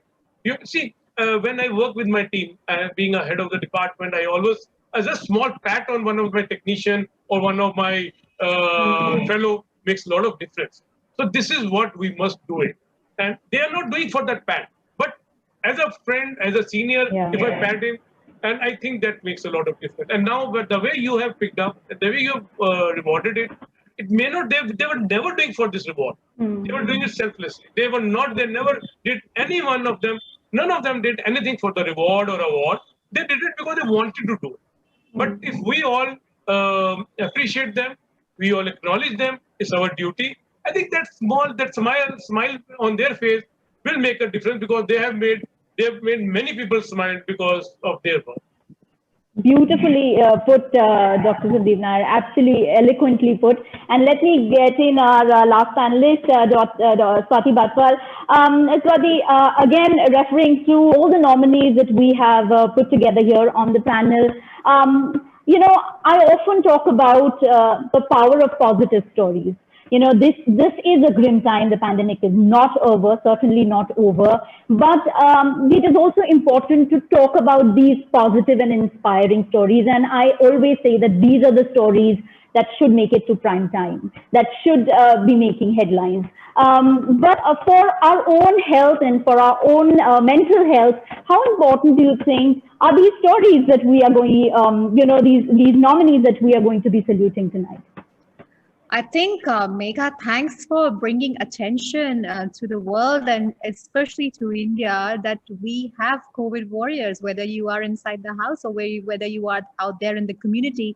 And I think because there's a lot of negativity around a lot of people as well because of loss of jobs and a lot of stress going on. And I think these kind of motivational stories do inspire. And interestingly, being a panelist today and being the jury of COVID awards, sometimes I feel, how are you going to choose who is better when all of them are doing, their purpose is to serve the community. So when everyone is working towards the community, to the upliftment of community for the people, how can we choose who is the best? So I think each and every nominee is a winner today. And each of you actually teach, and especially I have learned so much that there is so much out there, in terms of technology, in terms of, in rural areas, everything, we have gone through a lot in the nominations, and each one of you have actually changed my life in a very different way. So thank you for bringing these people out there to everybody. A positive story is something we all need to hear right now. So thank you. Thank you so much, Swati. And I'm going to close this panel discussion, but a big thank you to all of our jury members. Of course, Dr. Naresh Trehan, Dr. KK Aggarwal, also part of jury, but I guess duty calls, and they had to drop out of the discussion. But we're very fortunate to have all of you speaking to us. And thank you for helping us stay on path and fair, and like I said, without prejudice, we've been able to arrive at the winners. But tonight you are hearing the winners as they accept the award, but also remember all the nominees are, our tribute to all of you. None of your work is any lesser than the other.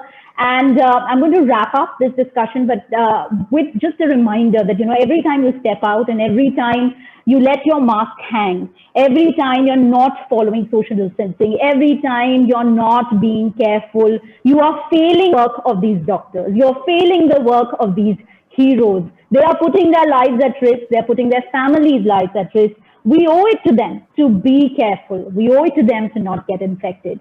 So on that note, thank you very much. We're going to carry on, and I'm going to now invite Aisha back to take the event forward. Once again, a big, big thank you to our jury members. Do stay on as we take the program ahead. Thank you so much. Thank you.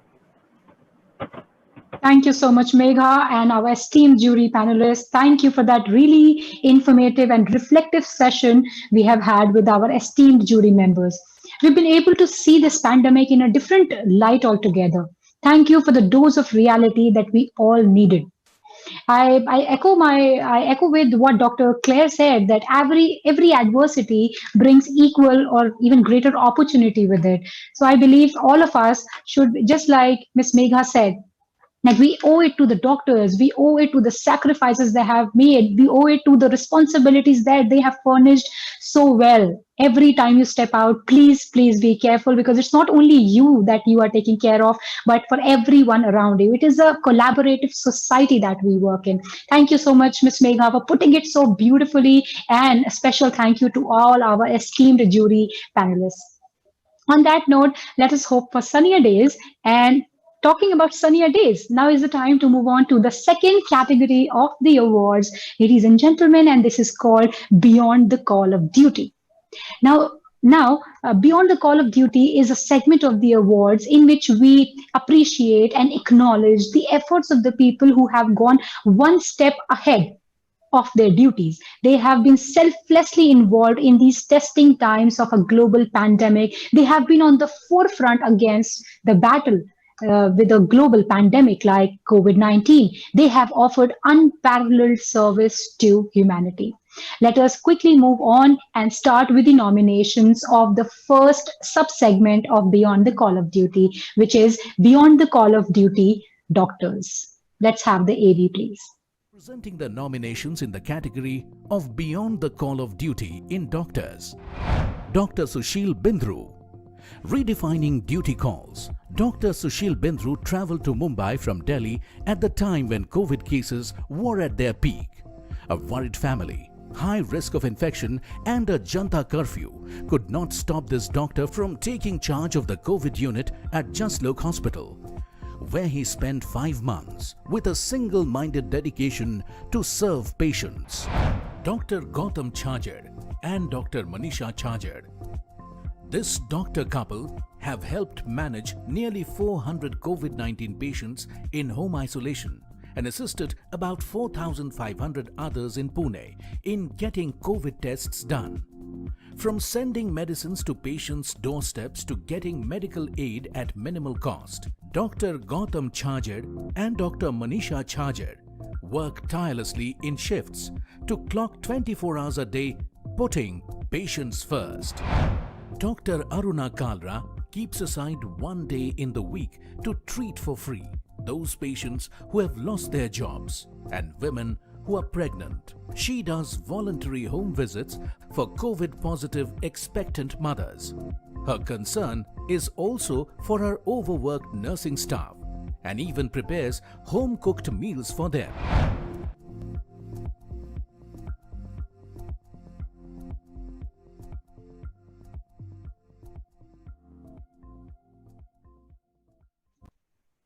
Congratulations to all the wonderful nominees. And now the winner of Beyond the Call of Duty Doctors. Ladies and gentlemen, put your hands together wherever you are for Dr. Susheel Bindra.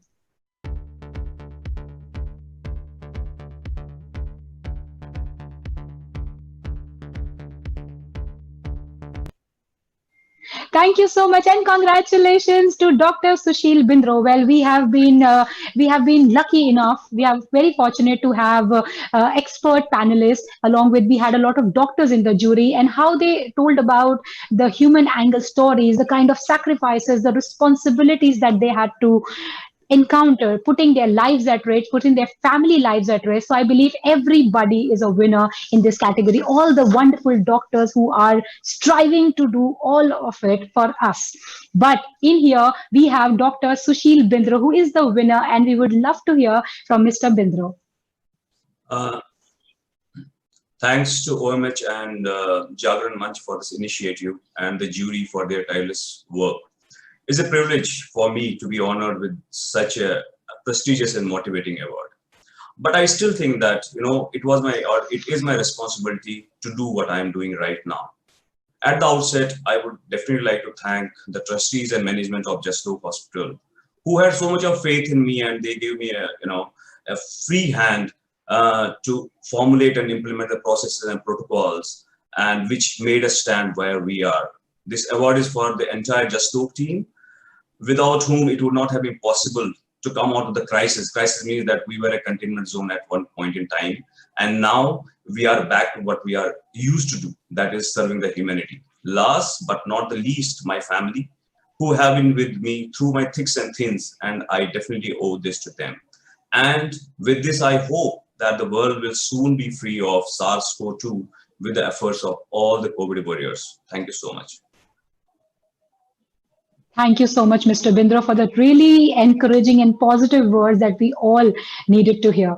Next in the list, ladies and gentlemen, is the second sub-segment of Beyond the Call of Duty nominations. Can we now have the nominations for Beyond the Call of Duty paramedics? Presenting the nominations in the category of Beyond the Call of Duty in paramedics.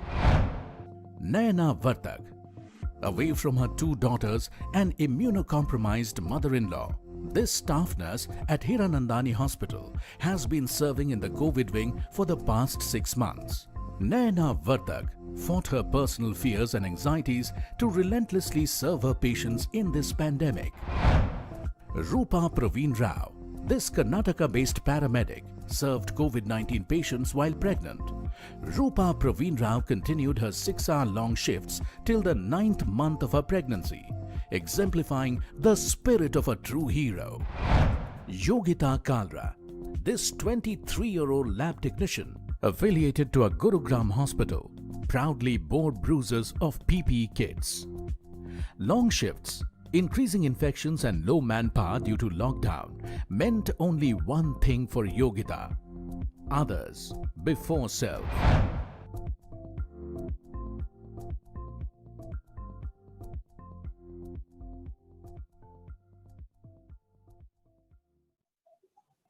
Wow, congratulations to all the nominees. And time and again, we've been talking about how an unwavering sense of zeal all our healthcare workers have showed in this time of tough time. Now, ladies and gentlemen, is the time to tell you the winner in Beyond the Call of Duty paramedics. And the winner is Miss Nayana Vartak.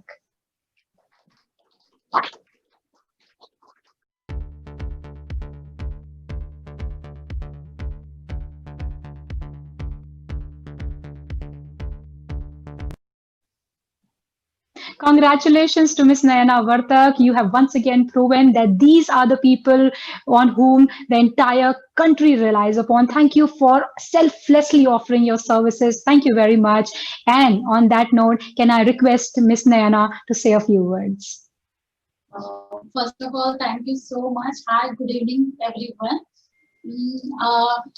I'm so honored and grateful to be recipient of this award. Thank you so much to my Fortis Healthcare Vashi Group, and obviously Sister Mohini and our FD Sandeep sir. They are the huge supporter for us for all COVID, and they protect us. That's why we are here and we are serving our duties very sufficient. Very effortless, means it's very and so much in depth of them, because they make sure that we are protected from everything. They secured us, and then I would like to dedicate this award to our whole team, whole COVID warrior team, and our Fortis Vashi group. Thank you so much, and thank you so much to the Jagran team also. Thank you so much. Thank you so much, Ms. Nayana. You have showed immense courage. Thank you for that. Now, ladies and gentlemen, is the time to move on to the last subsection of Beyond the Call of Duty. And the nominations for Beyond the Call of Duty Frontline Warriors are Presenting the nominations in the category of Beyond the Call of Duty in Frontline Warriors. Bontha Sai Kumar, all of 19. Bontha Sai Kumar, a sanitation worker in Telangana, won hearts when he donated his 2-month salary to Chief Minister's Relief Fund. Imran Irfan Sheikh, this young phlebotomist from Mumbai, has collected over 10,000 samples for COVID-19 testing. From high-risk containment zones, police headquarters to residential complexes, this hero has spent close to 6 months of 8 hours in PPE. Ramakrishna, a microbiologist by profession. Ramakrishna travelled 1500 kilometers to Lucknow and volunteered to help in COVID testing. Neither his parents' apprehension nor the Janta curfew could deter his selfless attitude in time of crisis.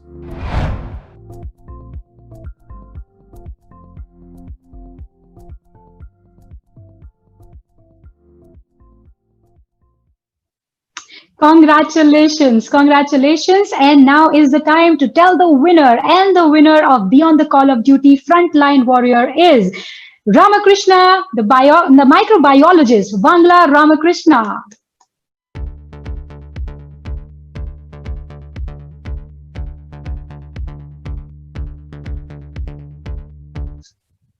Congratulations to all our winners of Beyond the Call of Duty. And now I'd request Mr. Bangla Ramakrishna, the winner of Frontline Warriors, to kindly come on the screen and accept the award.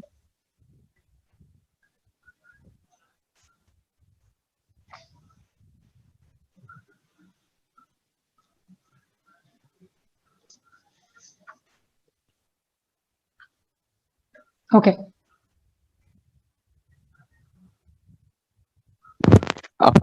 Good evening, everyone.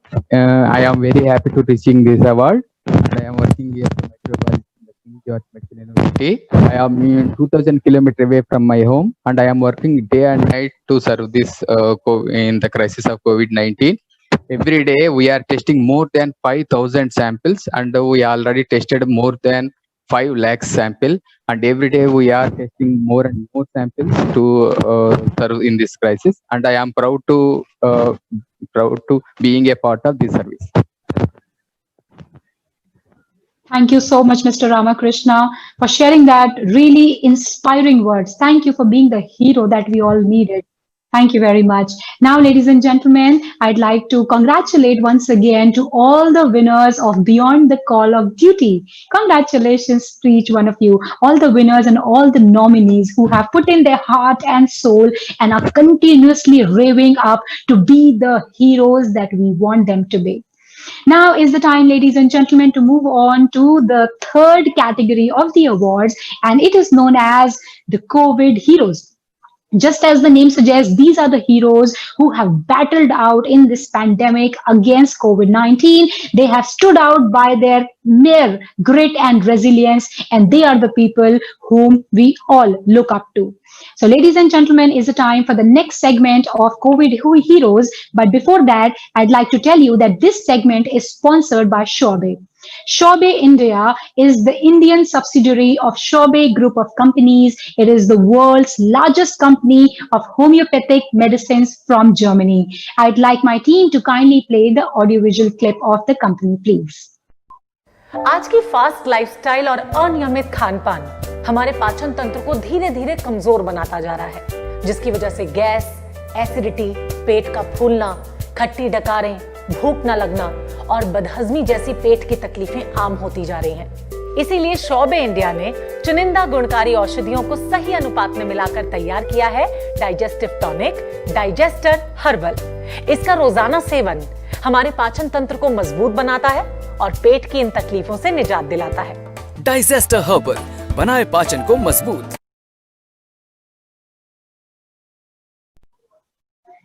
Thank you so much, Shobe India, for being our brand partner and for helping us put this evening together. Thank you very much. And now, ladies and gentlemen, is the time to start with the nominations of the COVID heroes. So the first subset is the rural healthcare, people who have done extraordinary work by coming out of their comfort zone in the rural sector. It is the time to award those. So the nominations for COVID heroes, rural healthcare are Presenting the nominations in the category COVID Heroes in Rural Healthcare. Hatribai Ghurdalia. An ASHA worker, Hatribai has been integral in spreading awareness about coronavirus in the Dhar district of Madhya Pradesh. Every day, Hatribai must take a boat to reach interior villages, and despite everyday obstacles and low supply of protective equipment, she stays on the path to providing people with information to help better protect themselves against the pandemic. Sukhi Bhava Foundation. Since periods don't stop during a pandemic, Bengaluru-based Sukhi Bhava Foundation adapted itself and refocused on providing menstrual health care amidst the lockdown. It helped bridge the gap of clinical staff and resources diverted to COVID-19 response, limiting availability of services for a lot of women. Israel Lalrem Tuluanga. Taking a risk in dangerous times, 46-year-old Israel Lalrem Tuluanga, a pastor from Mizoram, has won the hearts because of his selfless service of COVID suspect patients. He has been transporting people from quarantine center for free since prejudice and fear left many a COVID suspect and recovered stranded. Father Israel believes it is his divine duty to give happiness and comforts to the needy and ailing people.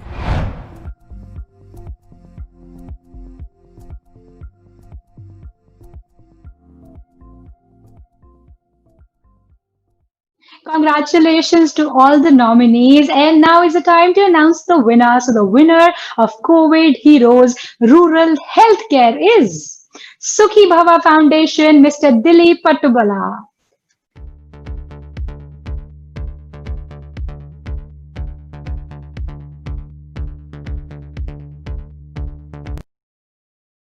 Mr. Dilip, thank you so much. Congratulations to you and the entire Sukhi Bhava Foundation for putting forward a tremendous work. And as we say, a little appreciation goes a long way. How do you feel today? I'm feeling great. Hello, everyone, and thank you so much, Jagran Group, Onlymyhealth, and the esteemed jury for this award. The impact of COVID on women and girls in our country is underspoken, and the consequences are underestimated.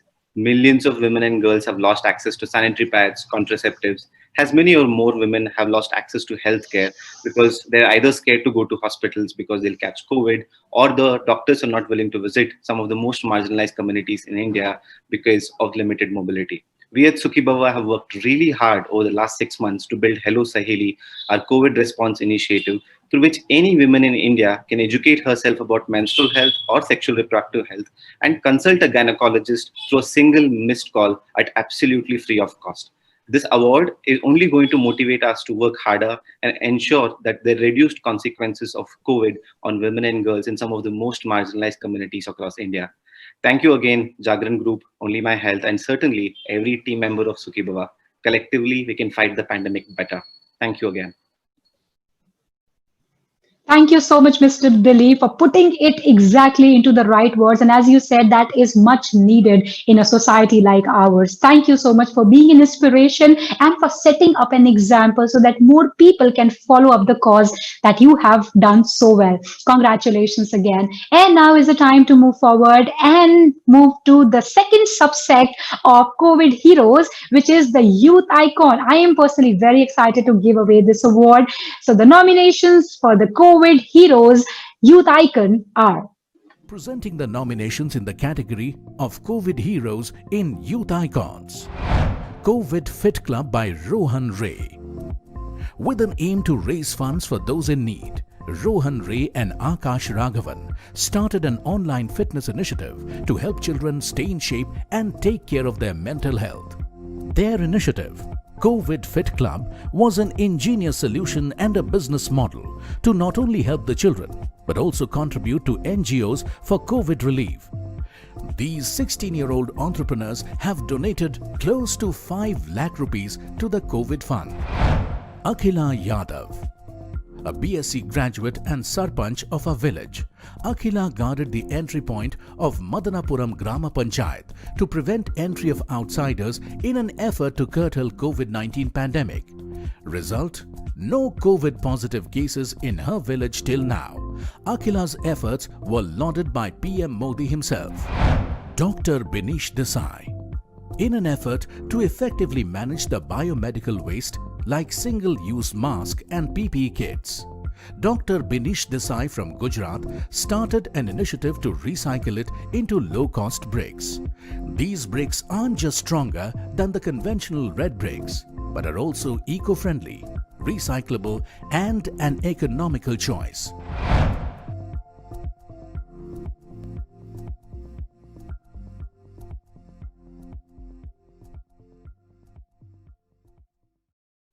Congratulations to all the nominees of COVID Heroes Youth Icon Awards, and the winner who has bagged this extraordinary award is Dr. Binish Desai.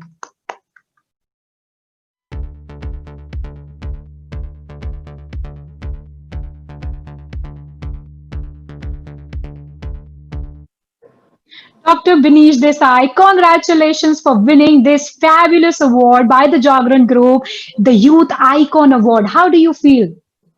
I feel amazing. Good evening, everyone, and thank you so much for this award. I'm very honored that my innovation of converting PPE kits into bricks has received so much love from everyone and the support that we are getting. We are very happy that we are able to find a solution to this new type of waste, considering that it has emerged during this pandemic. I also take this opportunity to share that India has a rich culture of recycling, and we know it as Jugaad, right? I see India as a leading solution provider of zero waste technologies, where one man's waste becomes the other man's treasure, where we make locally and sell globally. I would like to tell everyone here is we are the torchbearers of this society, and we need to start taking waste seriously. Thank you so much again for this honor.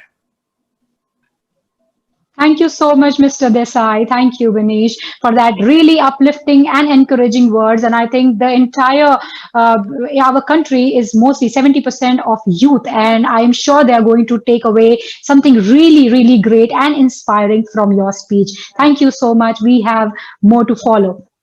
Now is the time to move on to the third subset of COVID heroes, and these are the unsung heroes, ladies and gentlemen. So now is the time for the nominations of COVID heroes, the unsung heroes. Presenting the nominations in the category COVID Heroes in Unsung Heroes. Meera Panjwani, responding to the acute shortage of face masks in Gujarat. 72-year-old Meera Panjwani of Ankaleshwar got to work. She not only gave employment to local women in need, but also produced more than 65,000 COVID-19 protection gears like aprons and masks. Team Khana Chahiye. As the world braced for a pandemic, migrant workers started their arduous journey to their hometowns.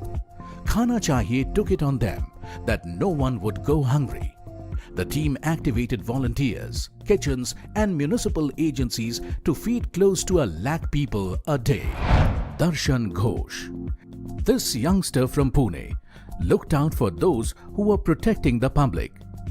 In the 21-day lockdown, he and his team of 25 others distributed sanitizers, masks, food, and water to city sanitization and police personnel.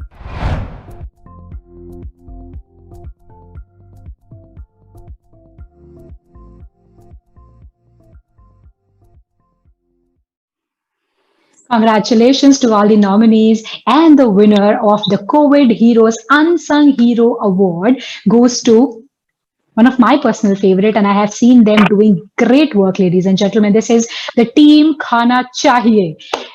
And congratulations to Ruben Mascarenas.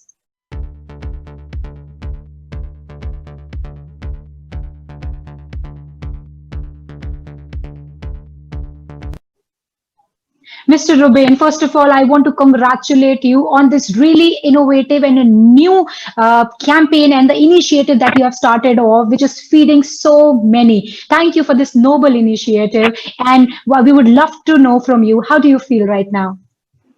So I think thank you so much to the Jagran group and the Only My Health team for this honor. We are absolutely ecstatic. This is an acknowledgement and validation at so many levels. I would like to dedicate this award to our volunteers who actually made Khana Chiye from an initiative into a large movement which has served over 4.7 million, that is 47 lakh cooked meals in Mumbai.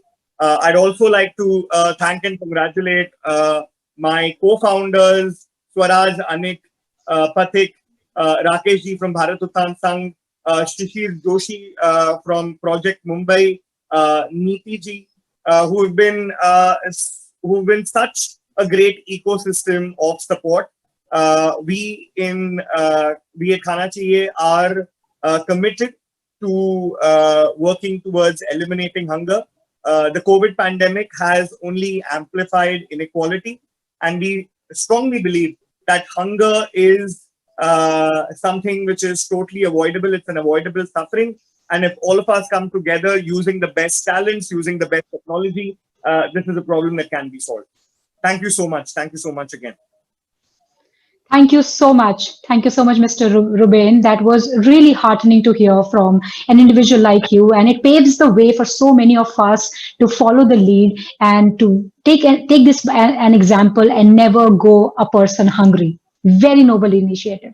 And now, ladies and gentlemen, is the time to move on and towards the fourth category of our awards. And this awards category is known as the Awareness Warriors. Well, most of you who have joined me would agree me on the fact that right information is a key to handle and cope up in an uncertain situation like this pandemic. Right information is very, very important. Sometimes wrong information or a myth leads to really bad circumstances.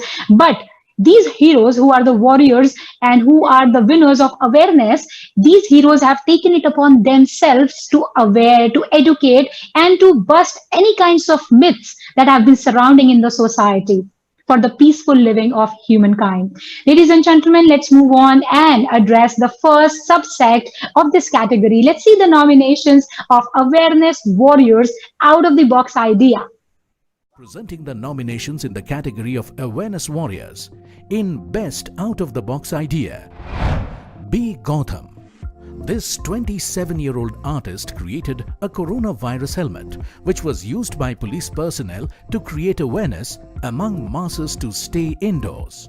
His coronavirus warrior package includes a coronavirus-themed mace as well as a shield beside the helmet, which went viral on social media.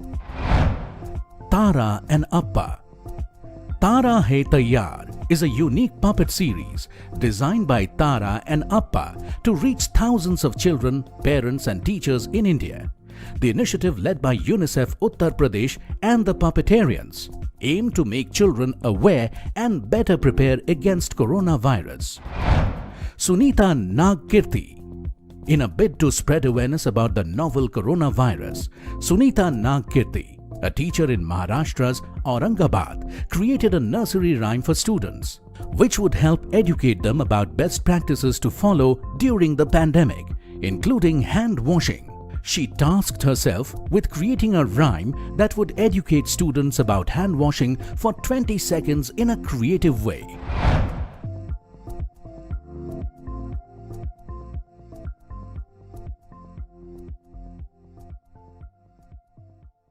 Congratulations to all the nominees. I am simply in awe of the wonderful ideas that they have come out with. Absolutely beautiful. And the winner of Awareness Warriors out of the box idea goes to Tara and Appa. These are the characters I'm sure everyone can relate to. What a novel, brilliant idea that they have come up with. And the person behind this wonderful idea is Miss Sangya Ojha.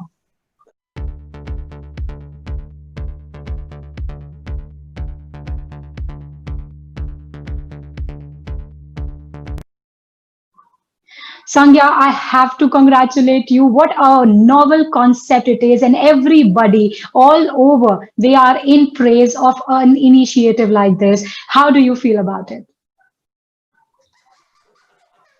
Hi everybody. Hi Aisha. Sangya is not here right now. Hi. Hello everybody. Hello. Hi. Oh really? Oh, तो हमें अभी हमें और जोश के साथ काम करना पड़ेगा तारा. और जोश के साथ? Yes. बिल्कुल.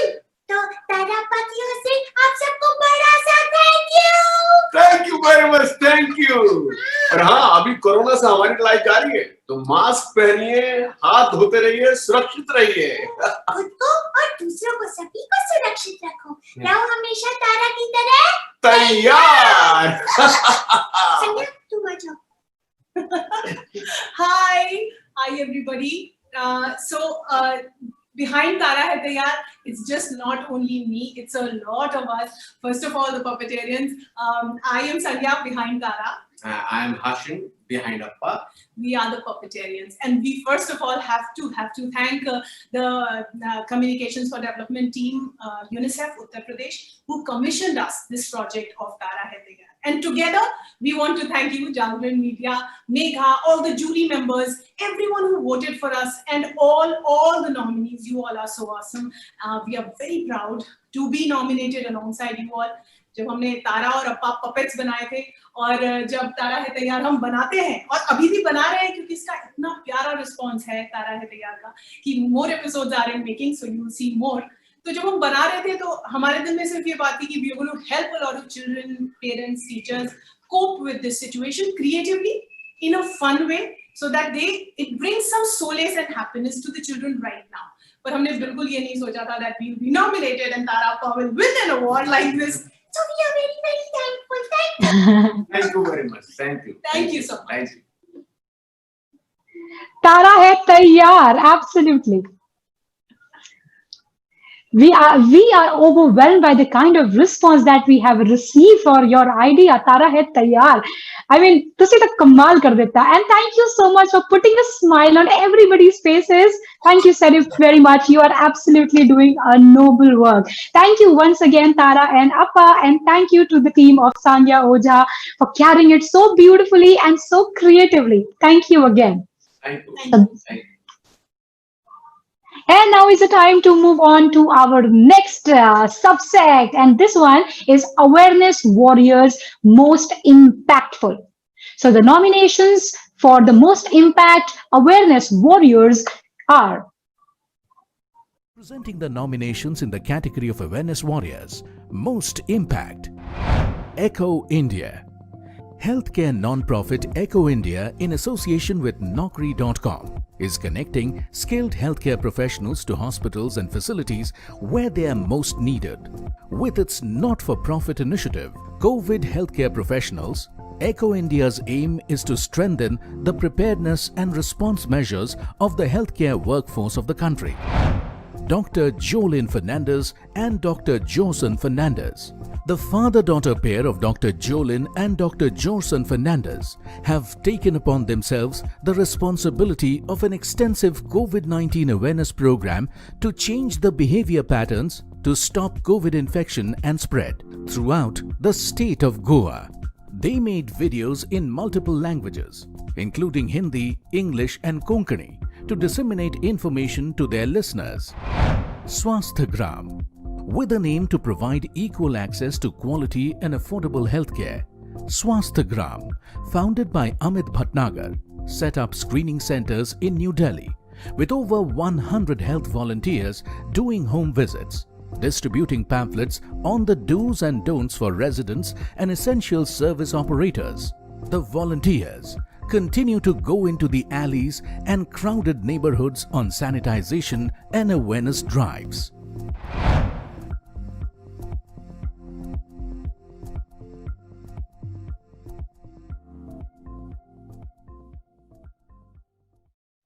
I am so happy to reveal to you that the winner of Awareness Warriors Most Impact goes to Dr. Jolene Fernandez and Dr. Jorson Fernandez. Congratulations.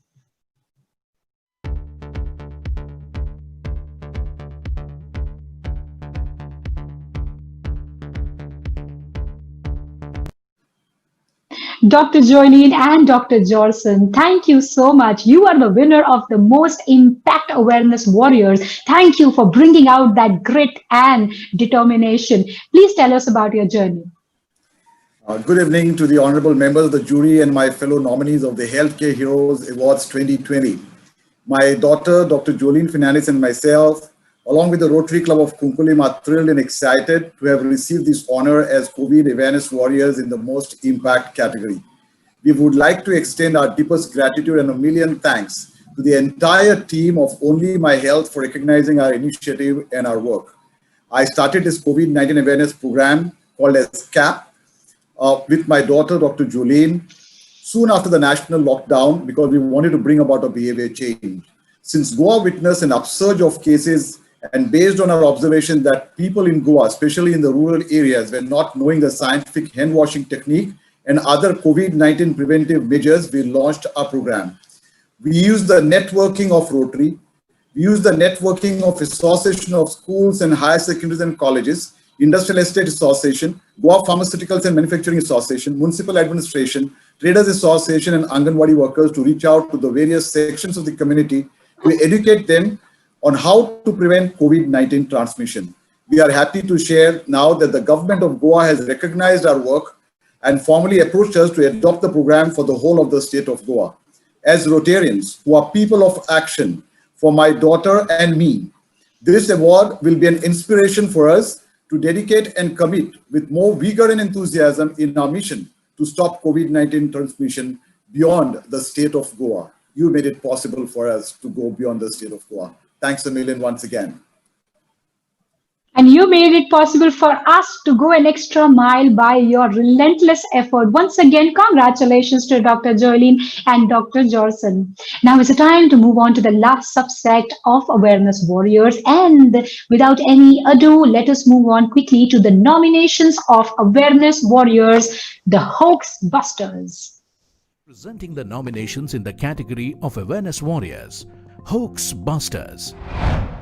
Pavitra Venkata Gopalan, a coronavirologist from Arizona State University in Tempe, Arizona. Pavitra Venkata Gopalan is a fake news ninja, busting misinformation around the virus she had spent years studying. From lectures, social media sessions, TV panels and YouTube videos, Pavitra has taken her voice of reason to lakhs. ISRC, Indian Scientists' Response to COVID-19, a group that started with 10 scientists, is now on a movement against fake news and misinformation of over 500 scientists, scholars and postdocs. Launched within days of lockdown, ISRC continues to reach out to the community, busting fake WhatsApp forwards and social media hoaxes, along with publishing factual information in several regional languages.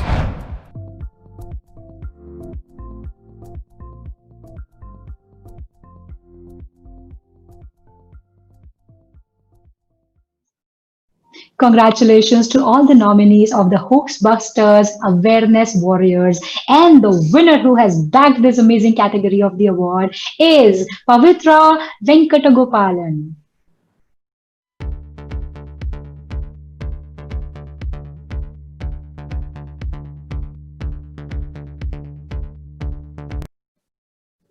Pavitra, congratulations for winning this amazing award in this wonderful category of Hoax Busters. I think this is the first step towards any planned or any peaceful society to not have any misconceptions. How has your journey been? Hi, Aisha. Thank you for this recognition. Good evening to everybody at Onlymyhealth and Jagran News Media. My journey began very simply with fighting with my father about the WhatsApp forwards that he received every day. Every day involved telling him what the facts were. And one day I decided to have a small chat on a Friday evening with my beloved Rotary Club of Madras Next Gen. And that has become a platform now where I can interact with people around the country and bust the myths that are involved, that go around all the time on WhatsApp, all over the country and all over the world. Misinformation and believing in hoaxes actually is detrimental to infection control. So the fight is against misinformation and the fight is for evidence-based information. Honestly, it's very overwhelming that this grassroots effort by one person has been getting all this recognition from an esteemed platform like yours. Thank you. Thank you so much, Miss Pavitra. That really was very inspiring and overwhelming to hear from you. Thank you so much. And with that, congratulations to all the warriors, all the winners of Awareness Warriors. Thank you and congratulations again. Now is the time to move on, and let me tell you that we are now cruising towards something really, really interesting. Yes, now is the time for something very exciting which is going to come up, which is the Fireside chat session. And we are really honored to have our first guest with us. I'm sure all of you would be really, really happy when I tell you the name. It is with none other than the real and the real hero, Mr. Sonu Sood. Yes, ladies and gentlemen, we are looking forward to have an exciting chat session with Sonu Sood with our Only My Health editorial team, Miss Vani Malik.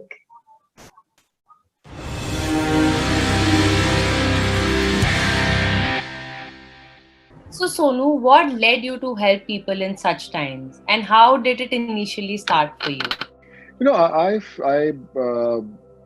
I also saw those visuals of all these millions of migrants walking on the highways with little kids and who are suffering a lot without food, without any mode of transport. So I was distributing food at the time on these highways, and I came across a lot of families who were planning to go to Karnataka. So that's the first time I decided to try my luck and get them the permissions to go back to Karnataka by bus. And I got permission for 350 people, and on 10 buses, I made them reach back to their homes. This is a story of millions who are waiting for that one call to happen. And then the whole journey started. And from Jammu Kashmir to Kanyakumari, I made almost close to 2 lakh people reach back to their home. I was in touch with almost 7.5 lakh people in different type of needs, and I'm still connected with them, and it's growing every day. So quite challenging, but yeah, I'm learning my lessons every day. You gave out employment, meals, and even helped people travel to their homes safely. What difficulties you faced to streamline everything initially?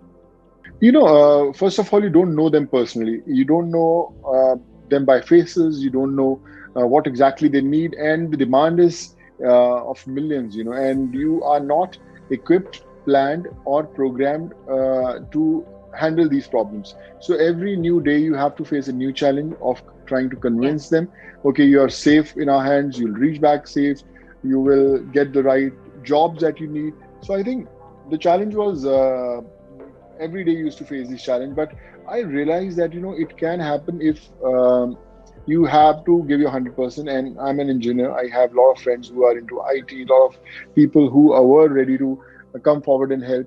So we started designing that whole thing, how to, if you are talking about employment, how to get an employee or an employer, map them together, and if you want to give them medical facilities, how they can reach out to us, how I can get connected with different hospitals. I started connecting a lot of doctors from all different states, hospitals, IMA, and I'm connected to almost 40,000 doctors now, and trying to put them on a single platform, which I'm starting. It's called Ilaj India. And in another 10-15 days, we'll start that, in which almost all these doctors will be on board, and we will try to do almost 1,000 surgeries every single day of all the poor and needy. So let's hope for the best. And yeah, like I said, vision is big, but we need a lot of wishes, prayers to make it happen. So fingers crossed, and I'm sure, in few months, you'll be able to achieve that. Yes, but the initiative that you've taken, they've inspired everyone, like everyone. So you would be getting, once people got to know that aap log ki help kar rahe ho, you would have started getting a lot of calls, right? So how was it easy? What were the difficulties? Were you able to understand which call was a real distress call or which call was just like a hoax call? Because it does happen where people do take advantage of such situations, right? thousands of calls every single day, thousands of messages on different platforms, people trying to reach out to my friends, people trying to reach out to my families to get connected with me. They come at my building, you'll see 10, 20 people every single day standing at my gate to meet me. So they, if I'm shooting in Hyderabad, they'll come to Hyderabad. So when people are trying to change you, you have to be right with the kind of calls that you take, whether they are really the genuine ones, how urgent the need is, how can you help them, how can you join those dots together where they can achieve what they are really looking for. So yeah, it's challenging, but it takes whole of day. I start in morning 6:37, and sometimes it goes 2 o'clock in the night, coordinating them for surgeries, their reports, their tests, traveling, stay, and I'm just trying to do my bit. I'm sure we are able to bring a lot of changes in the lives of people. आप क्या कोई ऐसी कोई story होगी? Are there any stories, any anecdote that you would love to share with our viewers of this award function that actually has touched your heart? Yeah, there are a lot of stories, whether you talk about sending a buffalo to a house in Bihar, in Chhapra, whether getting jobs for 200 girls who are stuck in Madhubani in Bihar, whether you talk about getting jobs to people who are standing at your gate, whether you're getting surgeries done for pediatric surgeries for little kids. So every day is a challenge. I don't know how I'm able to cope up with that, but yeah, challenging. I'm getting a lot of people who try to be a part of my team as volunteers, who can just try to speak to these needy guys, how genuine they are, to try to scrutinize the whole problem. And now education is a huge challenge. We're almost giving to almost 800 people scholarships, on different fields, from medical, MBBS to BTech to computer science, agriculture, hospitality management, airlines, artificial intelligence. So a lot of courses, MBA, BA, LLB. So all these courses, you have to scrutinize the right candidates who are the real needy ones, who totally deserve to be there. So yeah, it's a big challenge, but yeah, a lot of things have come together, and I'm sure the prayers and the wishes of all these needy people will help me achieve my goals faster. You have been celebrated in art and memes. Do you have a favorite ode to your work? Yeah, I came across lots of memes, cartoons that people had made.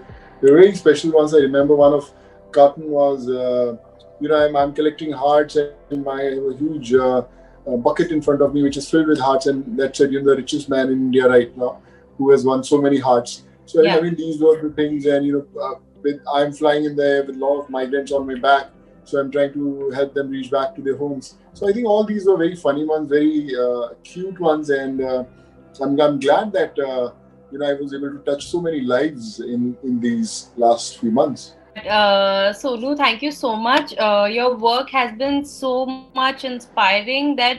Thank you so much, and wish you all the luck. God bless you.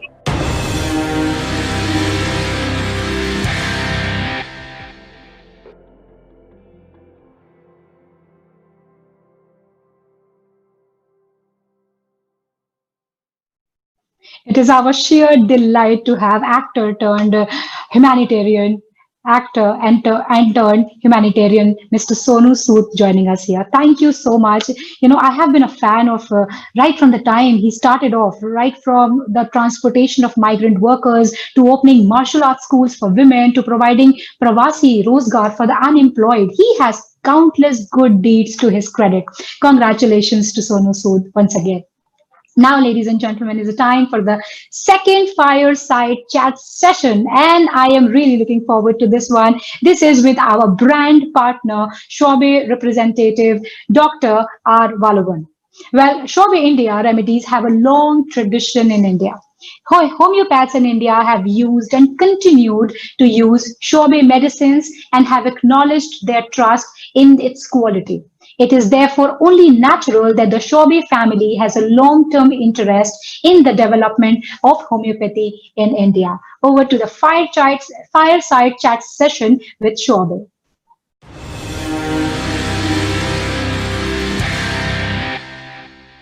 Today we have with us Dr. R. Vardhan. He is Head Scientific and Medical Affairs, Shobe, India. So, immunity building is the need of the hour. What is your take on that? Yes, it's a very right question at the right time. In the beginning of pandemic, there was a WhatsApp message doing rounds, which said that prevention is the only cure for the current pandemic. That is very, very true. When we talk about prevention, immunity plays a major role. To improve immunity, I would suggest three basic ways which we all know. Number one, regular physical activity, regular physical exercise. WHO says that at least 30 minutes exercise would be helpful to maintain our immunity. Then number two, we are lucky to have very good spices, immune boosting spices at our home. Starting from turmeric. Turmeric contains curcumin. Curcumin is one of the important immune boosting drugs in modern times, and there are so many peer-reviewed publications stating that curcumin has very good immune boosting activity. And garlic is another spice which we use in our kitchen. Then tulsi is there, ginger is there. All these herbs are having very good immune boosting activities. And the third thing is sleep. Proper and adequate sleep is very much important, especially the first part of sleep is very important for us to boost our immunity. So these are the basic three things which would be helpful to boost our immunity, which is very much essential during these hard times. I agree with you that there are so many products flooded the market in the name of immune boosters. And what I guess is over a period of time, the real products which are having actual immune boosting activities will stay longer in the market, and the rest of them would be weeded out gradually. And if you ask our product, Schwabe products, Schwabe is the only pharma company having immuno-boosting drugs for so many years, for so many decades. Sir, has the sudden need of products to build immunity affected the market in any way? And how does your brand contribute towards the same? Yes, I agree with you. There are so many products in the market in the name of immune boosters. And my guess is over a period of time, the real immune boosters which have immune boosting activities, really, they would stay longer in the market and the rest would go away over a period of time. If you specifically ask about Schwabe immune boosting products, Schwabe is one of the few companies which has immune boosting products for so many decades. There are two products basically I would like to emphasize, that Alpha WD and Immunostim. Alpha WD, Alpha Weak Defense, is the product which is there in the international homeopathic market for so many decades for boosting the immunity. Even before starting this current pandemic or any kind of epidemic, Schwabe has this product for so many decades. And this Alpha WD is for adults. And there is another product, I said that Immunostim. Immunostim is a specific product for boosting the immunity of the children.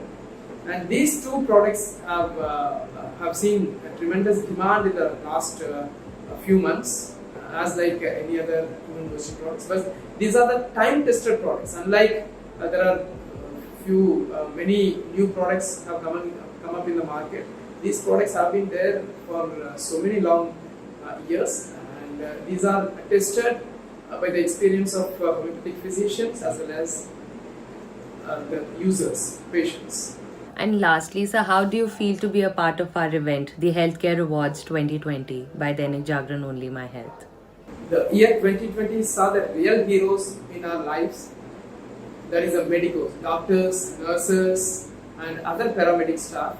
And it's our duty to honor them and duty to give the due respect to them by awarding them. And we feel privileged and honored to be part of this Healthcare Awards 2020. And it's really an honor for us to be a part of this. Thank you so much.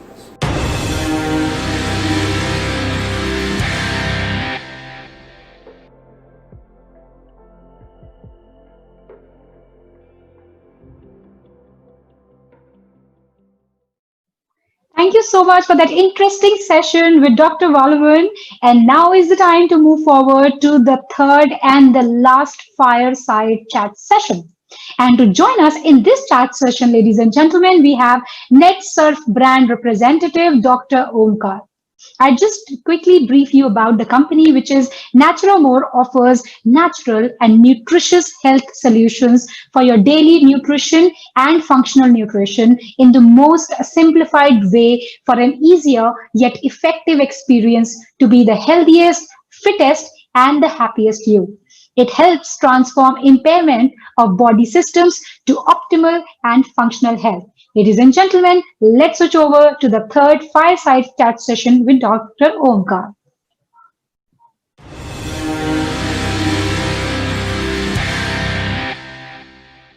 Hello and welcome to the Healthcare Awards by Dainik Jagran, Onlymyhealth.com. Today we have with us Dr. Omkar Kulkarni. He is Head R&D Healthcare and he is here to represent Naturamore, which is the supporting partner to our event Healthcare Awards by Dainik Jagran, Onlymyhealth. Hello Dr. Omkar, how are you? I'm fine. How are you doing? I'm good, sir. I'm good, sir. Great. So, sir, the times are such that everybody is stressing the need of having a very strong immunity as it is the pandemic time. The time is such that everybody needs to have a very strong immunity. So, sir, what is your take on this, sir? See, I'll give you a logical example. Whenever, if there is a terrorist attack, for example, in any place of the country, so there are two approaches to deal with that. One approach is to identify the terrorist, to find him out, and go for the legal proceedings or whatever the proceedings are there. And the second step is to strengthen our internal security system, because unless there is a gap in our internal security system, no terrorist can enter. The similar thing happens in case of any viral, bacterial or microbial attacks. So any kind of diseases, any kind of infection, the problem lies there. It's not that you need to identify the virus or bacteria and try to kill it. That becomes very huge because there are thousands and millions of viruses. How many of you can identify? And for how many of the bacteria and viruses you will find vaccines for? The best way is to build up your own immune system, to strengthen our own security system so that we can tackle all these microbes and lead a very healthy life, and our body is capable of dealing with all these microbes. So we can prevent them. Okay. So, sir, how is your brand Naturamore helping in enhancing immunity in such difficult times? Correct. See, one more thing I would like to add is immunity cannot be built overnight. Okay, it's not an overnight process that you just have some pill, pop a pill, or have some powder and you build immunity for everything. That's not the way. For a healthy immunity, you always need to have a proper lifestyle, a healthy, active lifestyle, a proper 360-degree nutrition, and a stress-free mind. So a well-balanced combination, the equilibrium of all three factors would give a immunity. Nowadays, once the pandemic has started, most of the people have realized the importance of active lifestyle. So they have started being a little bit active on their part. Even because of this work from home and all these issues, people have started realizing the importance of stress-free life, and they have started being stress-free. At least most of the stresses are combated. Now the problem remains is a proper 360-degree holistic nutrition. Unfortunately, we all, especially Indian people, are devoid of major nutrition. Like protein, we are deficient of, and many of the vitamins and minerals we are deficient of. That is the area where we need to focus upon. So either you can go with fresh fruit, vegetables, and good quality nutritious product. But if you are not able to do that, you can have some good supplement like the Naturamore products. We have two different range. One is a daily nutrition kind of product, and one is a functional nutrition. Daily nutrition deals with the essential vitamins, minerals, proteins. that kind of supplementation. And the second, functional nutrition, is to strengthen your internal systems like liver. We have product for NutriLiver. We have a specialized product for immunity boosting, that's Immune Plus. So either by providing proper essential nutrition through supplements or through correcting your internal systems, we can go with the proper healthy immunity and a healthy life. We are so thrilled for you to be a part of our event. So what are your views of joining us to celebrate the healthcare heroes, the COVID heroes in such times, sir? I think the best thing you did is calling all these healthcare workers as heroes, because unfortunately they were never heroes, even in the movies. They are always the villains. Now, during this pandemic, we have realized the importance of all these healthcare workers. Let it be from the ground staff to the senior doctors. Everyone is working like they're working in a battle.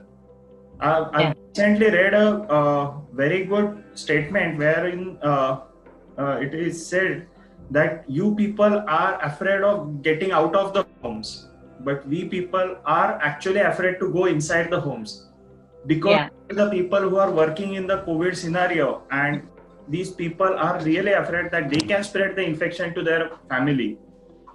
So that's how they are working. They are not just working alone, but all their family is also working with them and battling with them. So that's exactly. The best light, and actually it gives pride for us to be associated with such a big event.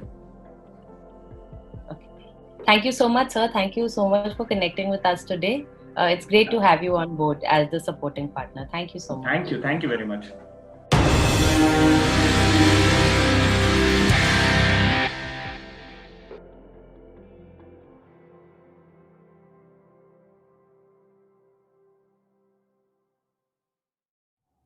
Thank you so much, Dr. Omkar and Miss Vani, for conducting that really interesting fireside chat session with us. Thank you very much. We really, really enjoyed. And now, ladies and gentlemen, I am really, really excited for this one. You know, have you heard of the saying which says, best things are reserved for the last? Well, that is exactly where we are at in this entire evening of special awards of the segment, which is Editor's Choice Award. This have been much awaited, and these are the most special. Why I say it's special? Because they have been chosen by our esteemed panelists themselves.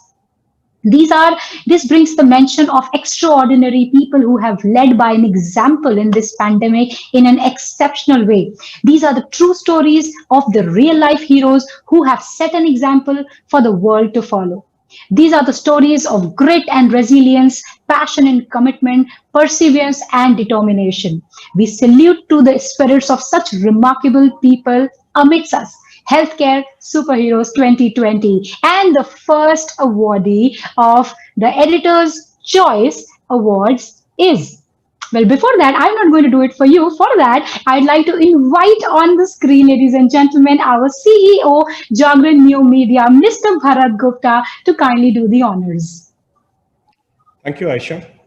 So the next award goes to a person who is a very versatile Indian film actor, a producer, and a humanitarian, an engineer by education and actor by occupation.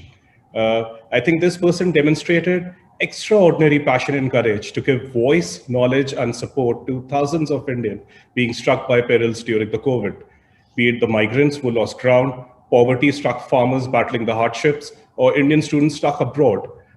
This person demonstrated true responsibility of being alert and responsible citizen and came across a role model for millions of Indians who resolved to contribute towards a better society. So this special award goes to none other than Sonu Sood, who is truly inspiring. Sonu, thank you so much for showing what you are and demonstrating the great zeal and energy you have in self. You are truly a real life hero for all of us. Thank you so much, Sonu, and congratulations for driving us to this change.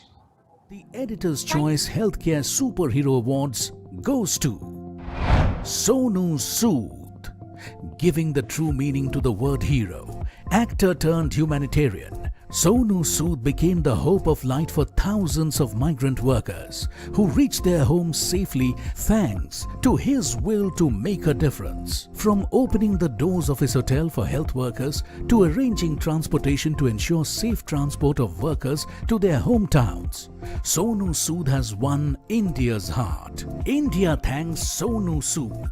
Healthcare Heroes salutes your spirit.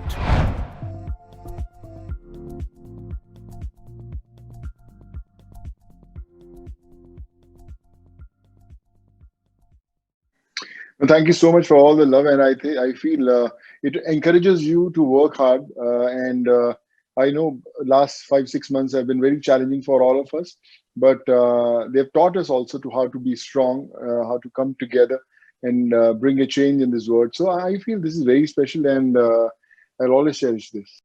Well, thank you so much for all the love. Congratulations to the real life hero, just as Mr. Bharat has put it. Thank you so much, sir, for doing it with so much of zeal and enthusiasm, and for setting the tone for the first awardee in the Editor's Choice section. Thank you so much. I am sure you're looking forward to the rest of the awards. Well, I am not going to keep you away from witnessing the great awards of the night. Now moving on towards the second Editor's Choice Award. Ladies and gentlemen, and to do that, we have a special, phenomenal lady with us here. Can I please invite on screen our business head, health and lifestyle verticals, Miss Megha Mamgain. Thank you so much, Aisha, and thank you, Bharat, for announcing that award. Truly, all of our nominees are inspirational. And now the last two heroes of the night, if I may say so.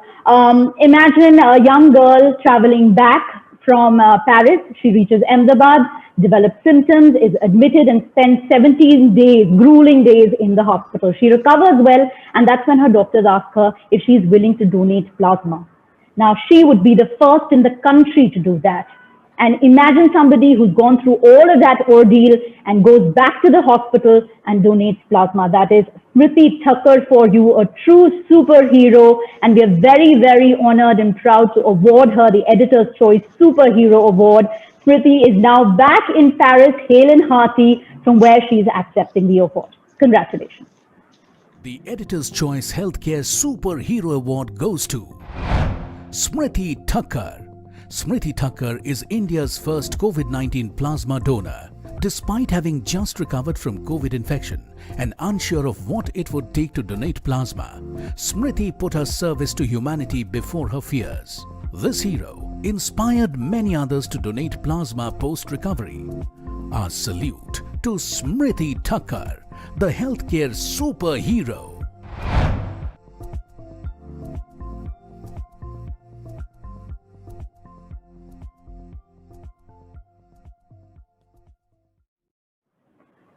All right, so the finale, this is the last award of the evening, but in no way is it less. We've all seen that story, that grueling picture of a 13-year-old pedaling 1,200 kilometers from Gurugram to Darbhanga in Bihar, and her father sitting pillion. This was Jyoti Paswan, who decided that she had to go home. There was no other option.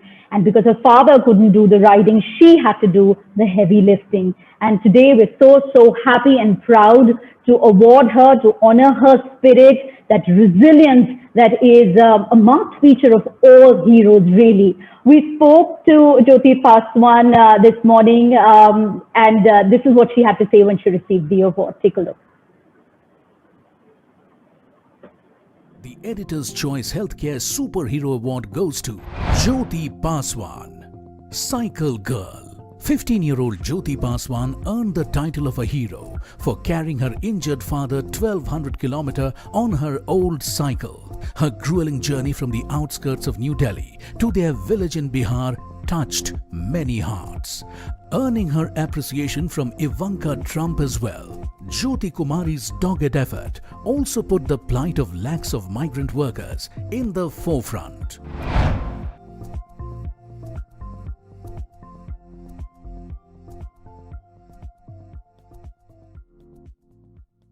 Paswan है, मेरा गुड़गांव से हम आए थे, मेरा घर सिरुली है और वहाँ लॉकडाउन में खाने पीने का बहुत दिक्कत हो गया था, तो फिर इस साइकिल पे बैठा के फिर पापा को लेके आए हैं 1200 किलोमीटर। ज्योति कुमारी मेरी बेटी है। मेरा नाम मोहन कुमार पासवान है। ग्राम सडोली, पोस्ट कोटिया है, थाना कमतौल पड़ता है। लॉकडाउन में मेरी बेटी ने बहुत हिम्मत और हौसले बुलंद कर करके यहाँ पे लेके आई। शाबाश देता हूँ इस बेटे को जो यहाँ तक मुझे जान बचा कर लेके आया। और ऑनलाइन हेल्थ केयर जागरण की तरफ से जो हमें सम्मानित किया है उनको भी मैं बहुत धन्यवाद देता हूँ। जो हम लोग को सम्मानित किया हमारे बाप बेटी को दैनिक जागरण की तरफ से, मैं बहुत उन लोग को धन्यवाद, सहे दिल से धन्यवाद करता हूँ जो हम बाप बेटी को सम्मानित किए हैं। बहुत बहुत शुक्रिया इन दोनों आदमी को। Thank you so much, Miss Megha, for taking us through those incredible Editor's Choice Award. We are so inspired by each of their stories. They are an example in itself. Thank you so much, Only My Health. Thank you so much, Jagran New Media, for putting these inspiring stories for all of us. Thank you to all the jury members who took time and who have been so informative and reflective in their approach. We got so much to learn from them today. I would also like to thank our brand partners and our sponsors, our category sponsor, Shobe Group, our supporting partners, Natura More, Sip Hands, Mahindra XP Plus, and our gifting partner, Ever Team. Thank you so much for helping us put this beautiful evening together. I am sure it would have brought a lot of smiles on the faces of the people who might not be as happy tonight. Thank you for making our evening and for giving us a hope that everything is going to turn out for better. Along with that, I'd also like to thank our CEO, Mr. Bharat, for joining us here and for encouraging us with his words. Thank you so much, Ms. Megha. Also, our keynote speaker, Dr. Harsh Vardhan, actor Sonu Sood, everybody who has been a part of this great virtual evening by Only My Health. Honestly, the distance might be a lot, but we have been able to strike a strong connect on this day. Only My Health has been able to do that for us. Thank you very much. My name is Aisha Ghani, and thank you so much to all our audience who joined us through this virtual platform. We are really, really grateful to you. And before I call it a day and I thank all of you and bid a good night to you, I would just want to say two lines which I read off a few days back, and it says that "Dil na उम्मीद तो नहीं, नाकाम ही तो है. दिल ना उम्मीद तो नहीं, नाकाम ही तो है, और लंबी है गम की शाम. माना कि लंबी है गम की शाम, पर शाम ही तो है." तो इंशाल्लाह ये शाम भी गुजर जाएगी. We will see the sun again. We will witness sunnier mornings and brighter days and happier faces without the mask. Till then, please take care of yourself and keep watching Only My Health, the #1 health website in the country. Thank you very much. Namaskar. मेरा नाम है आयशा घनी.